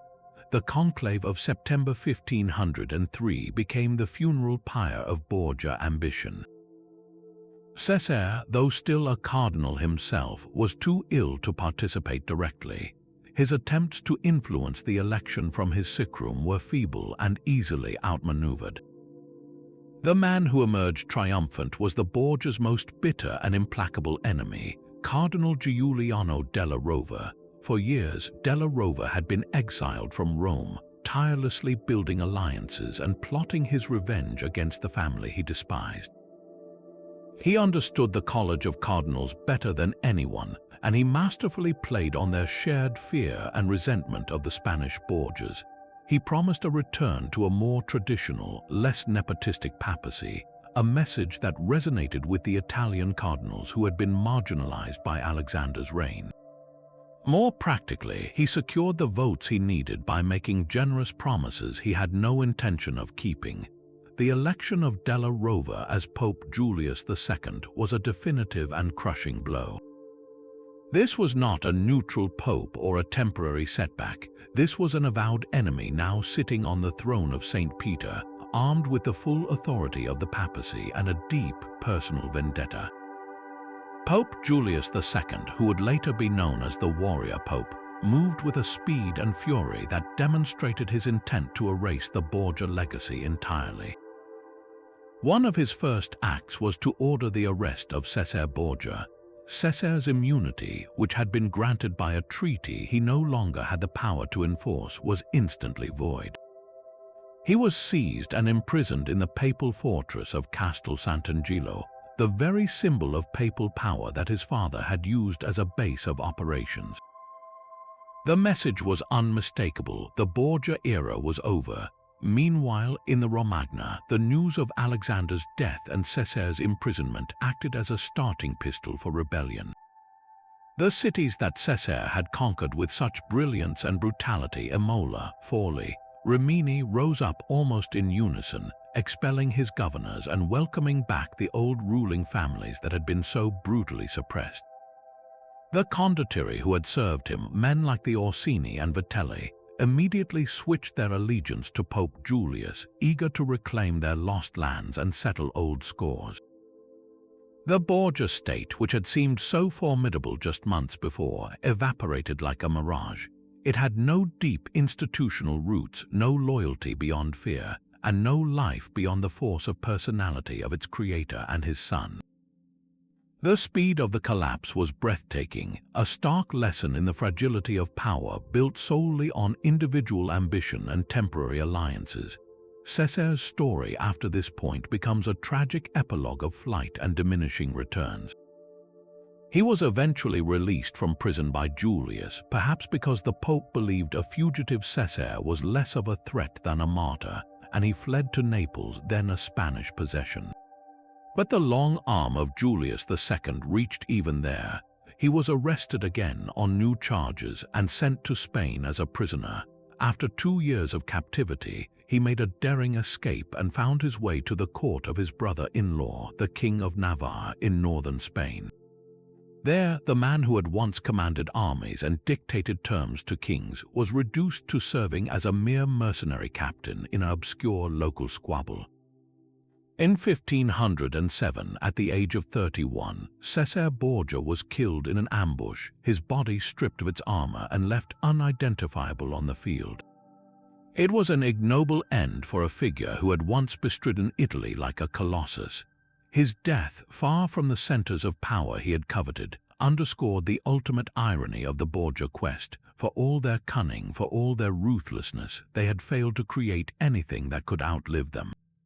Their power was personal, not institutional, and when the individuals fell, the entire structure crumbled into dust, leaving behind only a legacy of awe, scandal, and a cautionary tale about the fleeting nature of ambition unchecked by a foundation of lasting principle. Imprisoned within the formidable walls of Castel Sant'Angelo, the very fortress that had once been his family's stronghold, Cesare Borgia faced a reality far removed from his grand ambitions. His physical strength, sapped by the same illness that killed his father, was now matched by a profound political weakness. The new Pope, Julius II, was a man of iron will and long-held grudges, and he had no intention of allowing the architect of the Borgia state to remain free to plot a resurgence. Cesare's arrest was not merely a precaution, it was the first step in Julius's campaign to systematically dismantle every vestige of Borgia power. Yet, even from his cell, Cesare's mind remained a formidable weapon. He understood that his only leverage was the information he held and the loyalty he could still command from a distance. He began a dangerous game of negotiation, offering to formally surrender his remaining titles in the Romagna to the papacy in exchange for his freedom and safe passage out of Italy. It was a bitter pill to swallow, a relinquishment of everything he had fought for, but he calculated that his life and liberty were the essential prerequisites for any future comeback. Pope Julius, a master strategist in his own right, saw the utility in this bargain. A public, formal surrender from Cesare would legitimize the papal reclamation of the Romagna and demoralize any lingering Borgia loyalist. In the spring of 1504, an agreement was struck. Cesare was released and made his way to the port of Ostia, intending to sail to Naples, which was then under Spanish control. He must have felt a flicker of hope. Spain was his family's ancestral homeland, and he still held the title of Duke of Valencia, but he had gravely underestimated the reach of Pope Julius's vengeance. The moment Cesare set foot in Neapolitan territory, he was arrested again, this time on the orders of the Spanish viceroy, Gonzalo Fernández de Córdoba. The Great Captain, as he was known, was a consummate political realist. He recognized that harboring Julius II's greatest enemy was not in the interests of the Spanish crown, which sought to maintain good relations with the papacy. Cesare's Spanish blood offered him no protection. He was shipped across the Mediterranean as a prisoner of state, his destination the lonely, windswept castle of La Mota in Medina del Campo. His imprisonment in Spain was a profound humiliation, a stark contrast to the brilliant courts he had once dominated. Confined to a tower, he was a valuable political pawn, but a pawn nonetheless. The world that had once trembled at the name Valentino continued to turn without him. His hard-won cities in the Romagna were systematically retaken by their former lords or absorbed directly into the papal states. His carefully assembled army dissolved, its captains seeking new employers, yet Cesare's spirit remained unbroken. For nearly 2 years, he plotted his escape with the same meticulous care he had once applied to his military campaigns. He identified a potential weakness, a small window in his chamber high above the castle's inner courtyard. On a night in October 1506, he enacted his plan. Using knotted bedsheets, he lowered himself from the window. The drop was still perilously high, and the escape went awry. He fell, suffering a serious injury to his leg. Despite the pain, he dragged himself to the outer walls, where accomplices, likely loyal servants he had managed to bribe or persuade, were waiting with horses. Leaving a trail of blood, he fled into the darkness, a free man once more, but a man permanently scarred and crippled. His options, however, were desperately limited. Italy was a sealed fortress under the watchful eye of Pope Julius. France had moved on. His sole remaining ally was his brother-in-law, Jean d'Albret, the king of the small, mountainous kingdom of Navarre, perched on the border between Spain and France. Cesare made his way there, a fallen prince seeking refuge. Navarre was a world away from the strategic heart of Italy, its conflicts petty and local. Jean d'Albret, facing a rebellion from one of his own barons who was backed by the neighboring king of Castile, saw in Cesare a seasoned, if damaged, military commander. Cesare, with no other prospects, took command of the king's army. It was a pitiful command for a man who had once led the finest troops in Europe. The campaign was a minor affair, a siege of the castle of Viana held by the rebellious lord of Lérins. On the 11th of March 1507, Cesare's forces had the castle surrounded. Eager to press the attack, perhaps driven by a desperate need to prove his worth once more, he rode out with a small scouting party. They were ambushed by a much larger relief force sent to break the siege. In the ensuing chaotic skirmish, Cesare was cut off from his men and killed. His body was stripped of its fine armor, looted, and left naked and unrecognized on the field. He was just 31 years old. The man who had been groomed for a throne, who had terrified princes and inspired Machiavelli, met his end not in a grand battle for the soul of Italy, but in an obscure clash on a dusty Spanish road, his great dreams extinguished by the anonymous blades of soldiers who likely never even knew his name. While Cesare's star burned out in a foreign field, the fate of the surviving Borgias diverged dramatically, a testament to the different paths they had carved. In Ferrara, Lucrezia Borgia, now the esteemed duchess, had successfully transcended her family's notorious name. The woman once traded as a political commodity had become a pillar of stability and culture. She managed the duchy's affairs with competence during her husband's frequent absences, earning the respect of the Ferrarese people through her fair administration and generous patronage of the arts. Her court became a celebrated center for poets and philosophers, a world away from the treacherous intrigue of Rome. Here she was no longer a pawn but a respected ruler, a mother securing the Este dynasty and a figure of refinement. Her life in Ferrara stands as the most successful and lasting legacy of the Borgia political project, not one built on conquest, but on assimilation, intelligence, and effective governance. In stark contrast, her younger brother Geoffrey faded into the quiet obscurity of minor nobility in Italy, his title of Prince of Squillace a faint echo of the grand ambitions his father had once held for him. The family's driving force was gone, and without it, the lesser players simply returned to the background. The dramatic collapse of their power, however, did not mean the Borgias were forgotten. Instead, their downfall provided the perfect opportunity for their countless enemies to craft a narrative that would define them for centuries. The result was the Black Legend, a potent and enduring smear campaign that transformed the family's very real ruthlessness into a tapestry of almost supernatural evil. This legend was not an organic creation. It was a deliberate work of propaganda, meticulously assembled by figures like Pope Julius II and his supporters, who needed to justify their own actions and permanently discredit the Spanish interlopers.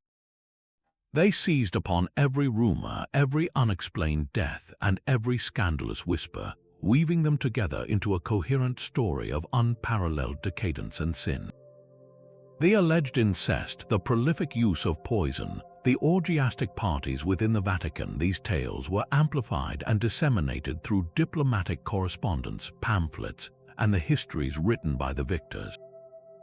The Borgias, unable to defend themselves from the grave, became the perfect villains for a church eager to paint their reign as an aberration, a dark age from which it had been delivered by the pious Julius. This black legend proved incredibly resilient because it served a purpose far beyond its initial political motivation. The Borgias became a convenient symbol for everything the emerging Protestant Reformation sought to condemn about the Catholic Church. For reformers like Martin Luther, the saga of Alexander and Cesare was a gift, a perfect, lurid example of papal corruption, simony, and moral bankruptcy.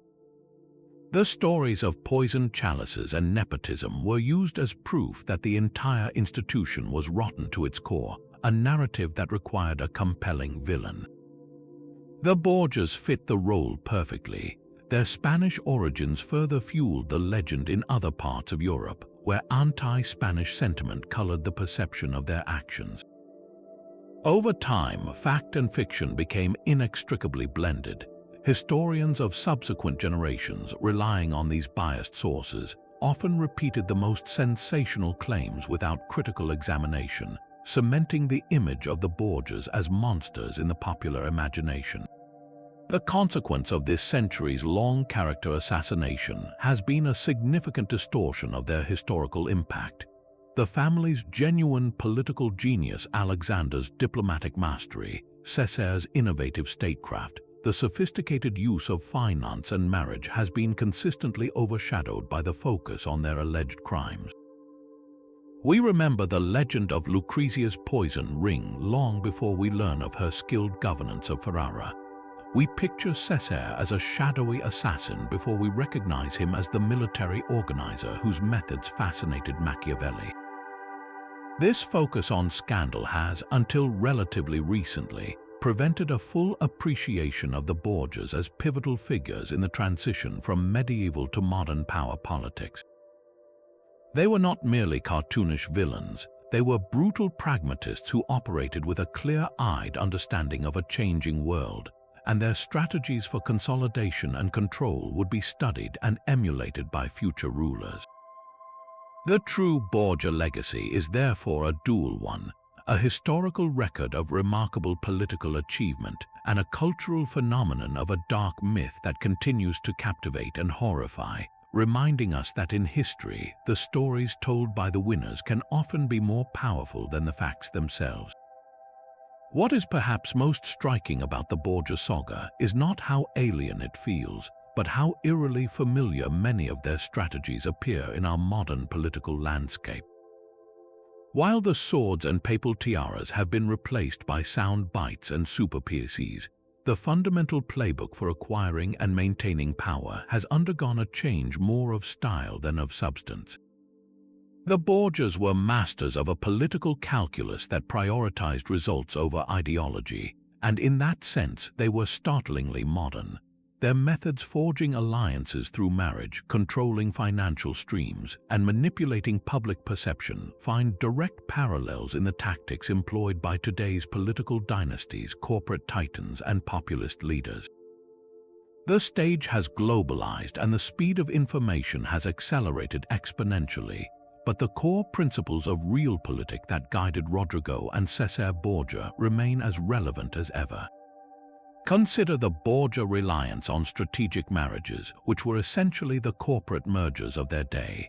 Alexander VI didn't unite his children with other noble houses for love. He did it to consolidate territory, neutralize rivals, and secure borders. This is a dynamic that plays out constantly in our contemporary world. Powerful political families create dynasties through calculated unions, ensuring their influence spans generations and geographies.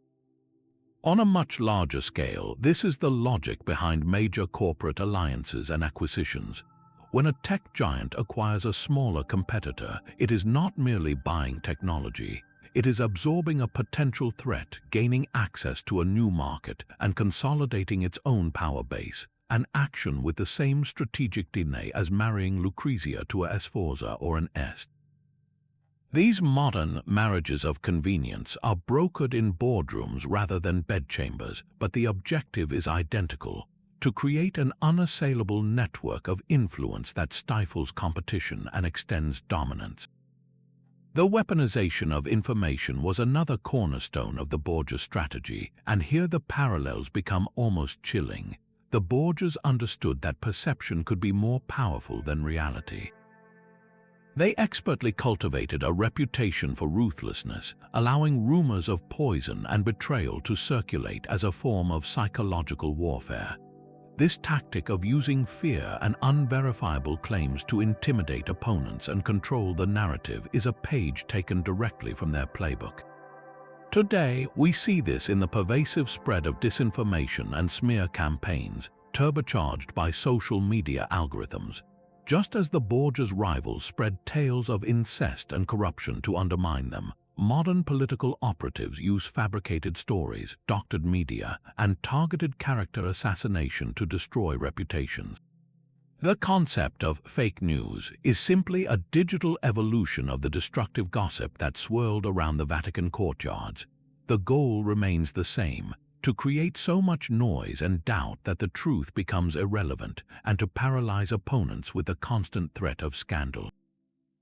Furthermore, the absolute necessity of financial backing, which the Borgias mastered through the sale of church offices and indulgences, is the lifeblood of modern political campaigns. Alexander VI's ability to fund his ambitions by essentially monetizing the papacy finds its echo in the contemporary world of super-PCs, dark money, and lobbyists.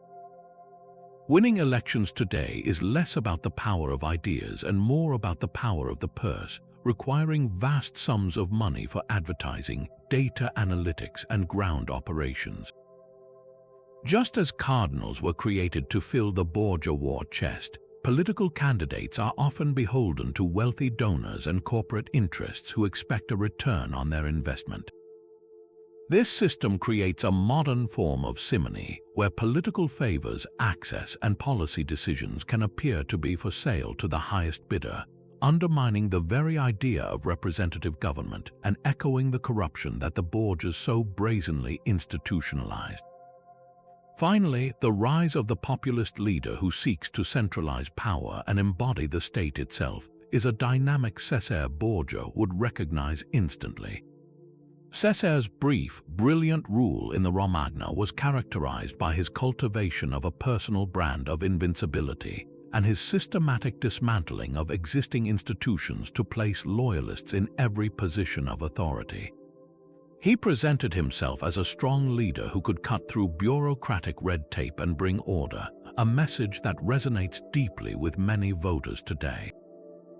Modern populist leaders often follow a similar path, attacking established elites, the media, and judicial systems as corrupt and ineffective, while promising to restore greatness through the strength of their own personal will.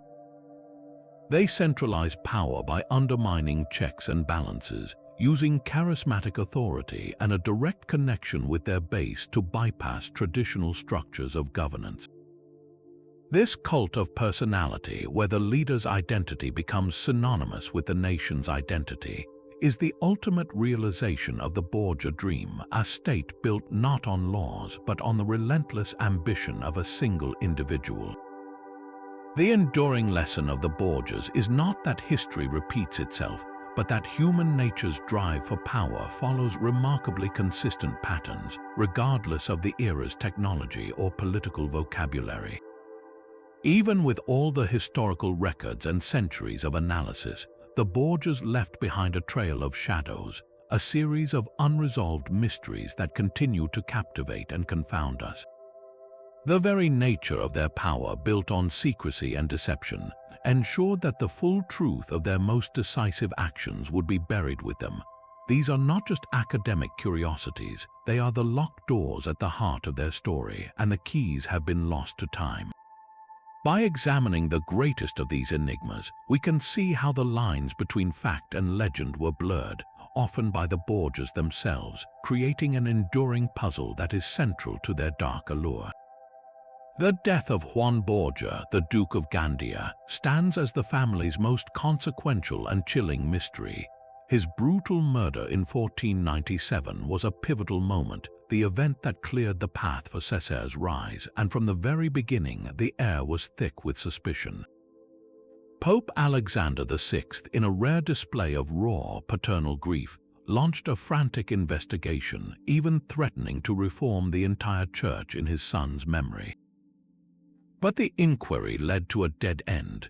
The lone rider on a white horse seen near the Tiber River that night was described by a boatman, yet he was never identified.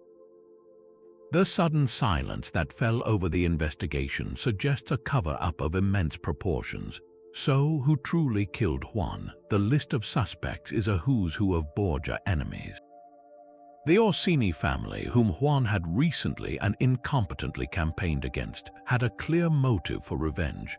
A cuckolded husband, angered by Juan's notorious womanizing, is another plausible candidate. But the most compelling and enduring theory points directly within the family walls to his own brother, Cesare. The motive was undeniably powerful. Juan was the favored son, the one given the military command Cesare coveted. He was an obstacle, and his removal was instantly beneficial to Cesare's ambitions. While no concrete proof exists, the sheer logic of the situation casts a long and inescapable shadow over Cesare. The mystery is amplified by the reaction of their father. After his initial outburst of grief, Alexander never again pursued the case with the same fury, leading some to wonder if he, too, had discovered a truth too terrible to punish. The murder of Alfonso of Aragon, Lucrezia's beloved second husband, presents another crime where Cesare Borgia is the prime suspect, but with a slightly clearer, if still unproven, political rationale. Alfonso was a prince of Naples, and his death was a direct result of the Borgias' shifting alliance with France. When the family pivoted to support King Louis XII, Alfonso's Neapolitan connections made him a dangerous liability. The initial attack on him, where he was stabbed but survived, could have been a warning or a botched assassination attempt by another party. But the second, successful attempt, his strangulation within the Vatican itself, bears the unmistakable hallmark of Cesare's methodology: quiet, efficient, and utterly ruthless. The killer, Cesare's trusted captain Michelotto Corella, was his personal instrument of death. Unlike Juan's murder, which reeks of personal rivalry, Alfonso's death was a cold political calculation. The central question here is not so much who, but how much did the Pope know? Did Alexander VI explicitly order the death of his own son-in-law to secure the French alliance? Or did Cesare act unilaterally, eliminating a problem he believed his father was too sentimental to handle? The fact that Lucrezia was sent away to mourn immediately after suggests a family aware of its own guilt, but the precise chain of command for this terrible order remains one of the Vatican's most sensitive secrets. The passing of the patriarch himself, Pope Alexander VI, is shrouded in its own cloud of uncertainty. The official story of malaria is perfectly plausible. Roman summers were notoriously deadly. Yet the fact that both the Pope and his son fell ill simultaneously at a cardinal's dinner party seemed too convenient for their enemies to be mere coincidence. This has fueled the persistent theory of poisoning. The suspected method, a poisoned wine or food aimed at ending the Borgia reign, is a classic trope of the era. Some tales even suggest a tragic error, that the Borgias accidentally poisoned themselves by mistakenly consuming a concoction they had prepared for their wealthy host. While these stories are dramatic, most historians find the malaria theory more credible. The symptoms described align with the disease, and the political aftermath was so chaotic that it seems unlikely their enemies had a single, coordinated plan. Yet the doubt persists because Alexander's death was so perfectly timed to trigger their downfall.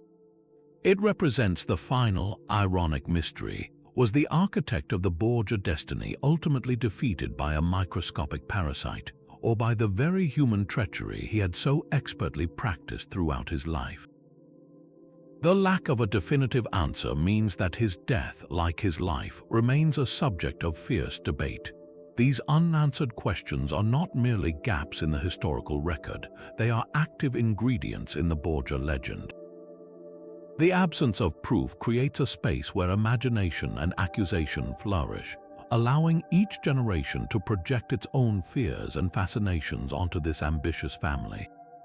This ambiguity was, in a way, their most lasting political achievement. By operating in the shadows, they cultivated an aura of invincibility and menace that served them in life and defined them in death. The truth about Juan, Alfonso, and Alexander may be lost, but the relentless quest for it ensures that the Borgias remain forever alive in our collective imagination, not as settled figures from a dusty past, but as vibrant, enigmatic players in a game whose final moves we are still trying to decipher. So, were the Borgias truly the monstrous outliers of history, or have we simply judged them by a standard we fail to apply to their rivals?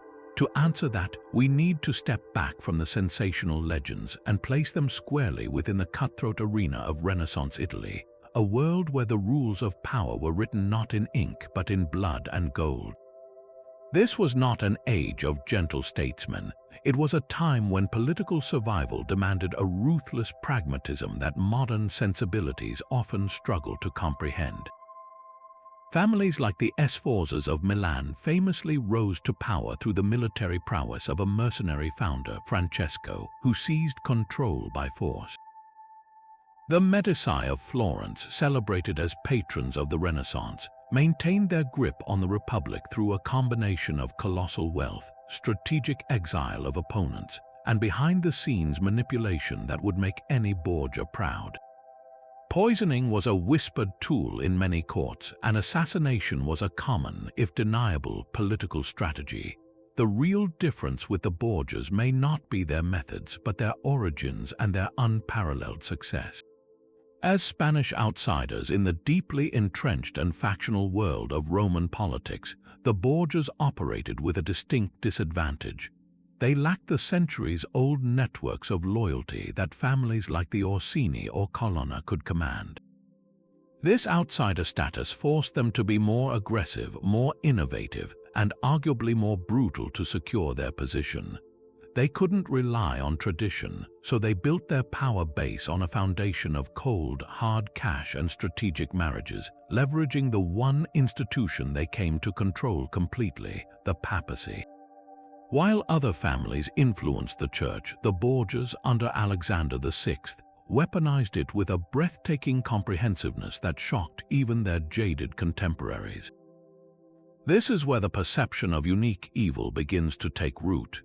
It wasn't that they broke the rules of the game, it was that they played the game with such brilliant, unapologetic intensity that they made everyone else look like amateurs.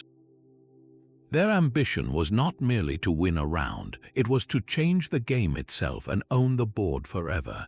This leads us to the concept of realpolitik, a term often applied to modern statecraft but one that finds its perfect Renaissance embodiment in Cesare Borgia.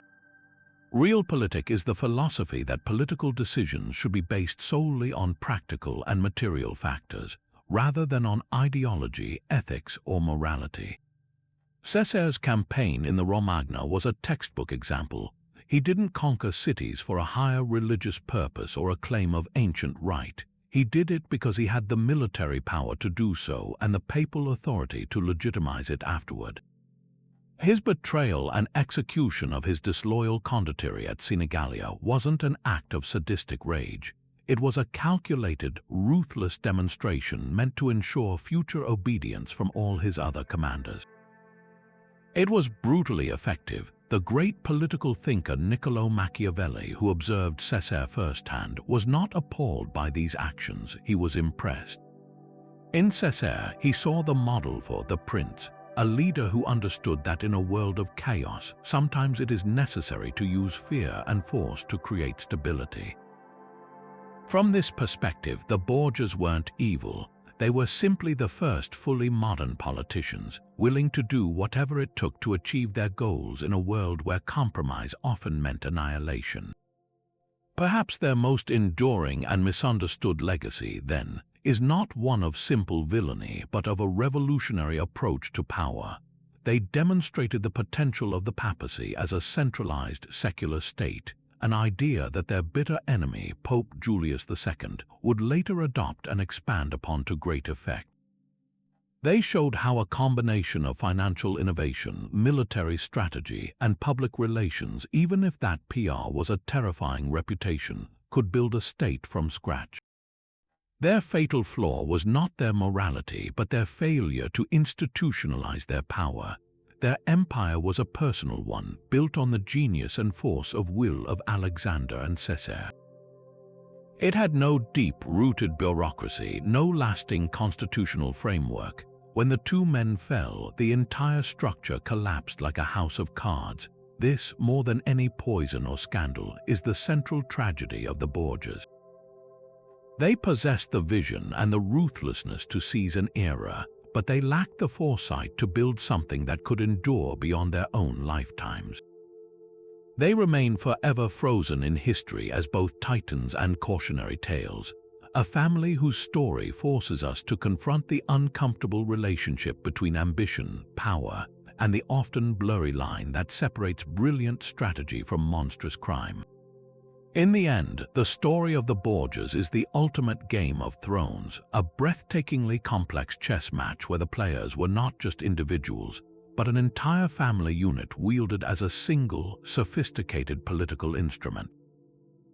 Their most radical innovation was not poison or betrayal, but this very concept of the family as a living, breathing corporation of power. Each member was assigned a role: Alexander the grand strategist, Cesare the sword, Lucrezia the treaty, Juan the intended heir, Geoffrey the diplomatic link. They understood that in a world of shifting alliances, blood was the only bond that could be semi-reliably counted upon, and they leveraged these bonds with a cold precision that redefined the possibilities of dynastic ambition. This was nepotism elevated to an art form, a system where personal relationships were entirely subordinated to the grand political design, creating a network of influence that stretched across Italy and beyond. Central to their entire operation was their revolutionary use of the papacy itself, a masterful and brazen blending of spiritual and temporal authority that had never been seen on such a scale. Pope Alexander VI saw the throne of St. Peter not as a spiritual endpoint, but as the ultimate strategic command post. He used the power to issue papal bulls, decrees carrying the weight of divine law to annul marriages, seize lands, and justify wars, effectively weaponizing the word of God for his family's territorial gain. The vast financial resources of the church were transformed into a private war chest, funding Cesare's armies through the sale of indulgences and cardinals' hats. This fusion created a terrifying new model of power, a state where the lines between the sacred and the profane, the soul and the sword, were completely erased. The Vatican became the headquarters for a secular empire-building project, demonstrating an understanding of institutional power that was centuries ahead of its time.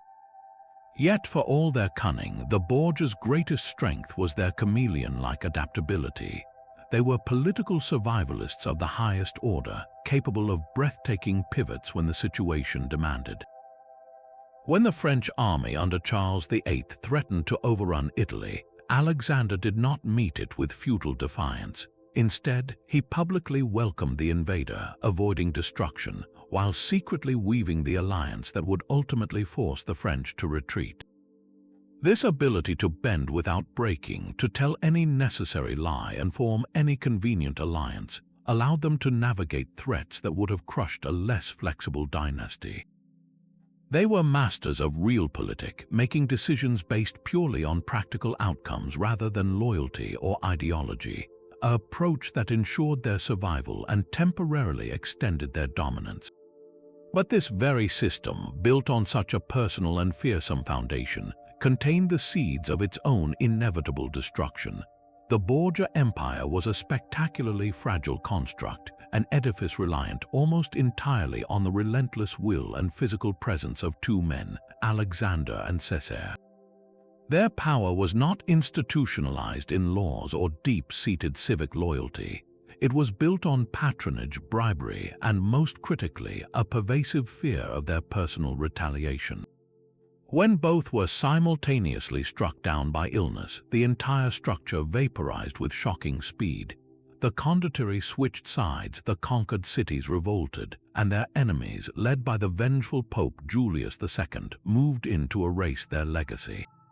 The collapse was as sudden as their rise had been meteoric, a stark lesson in the fleeting nature of power based on individual charisma and terror. A state built on a personality cult cannot outlive the cult leader. The Borgias therefore leave us with a fascinating and deeply complex case study in unchecked ambition. They were neither the cartoonish villains of the Black Legend nor misunderstood heroes. They were brilliant, flawed, and utterly human figures who operated at the extreme edge of their era's political possibilities. Their story forces us to ponder the eternal price of power. How much morality must be sacrificed for stability? Can effective governance ever be separated from the often ruthless means required to achieve it? The Borgias answered these questions with their actions, believing the ends justified any means. Yet their ultimate failure to create a lasting dynasty serves as a powerful cautionary tale. Their legacy is a dual one, a testament to the heights that human ambition can reach when unencumbered by scruple, and a sobering reminder that power gained through fear and manipulation is as transient as a Roman summer fever. Their shadow still falls across our understanding of politics today, challenging us to consider what we are willing to accept in our own leaders and what, in the relentless pursuit of power, we ultimately become.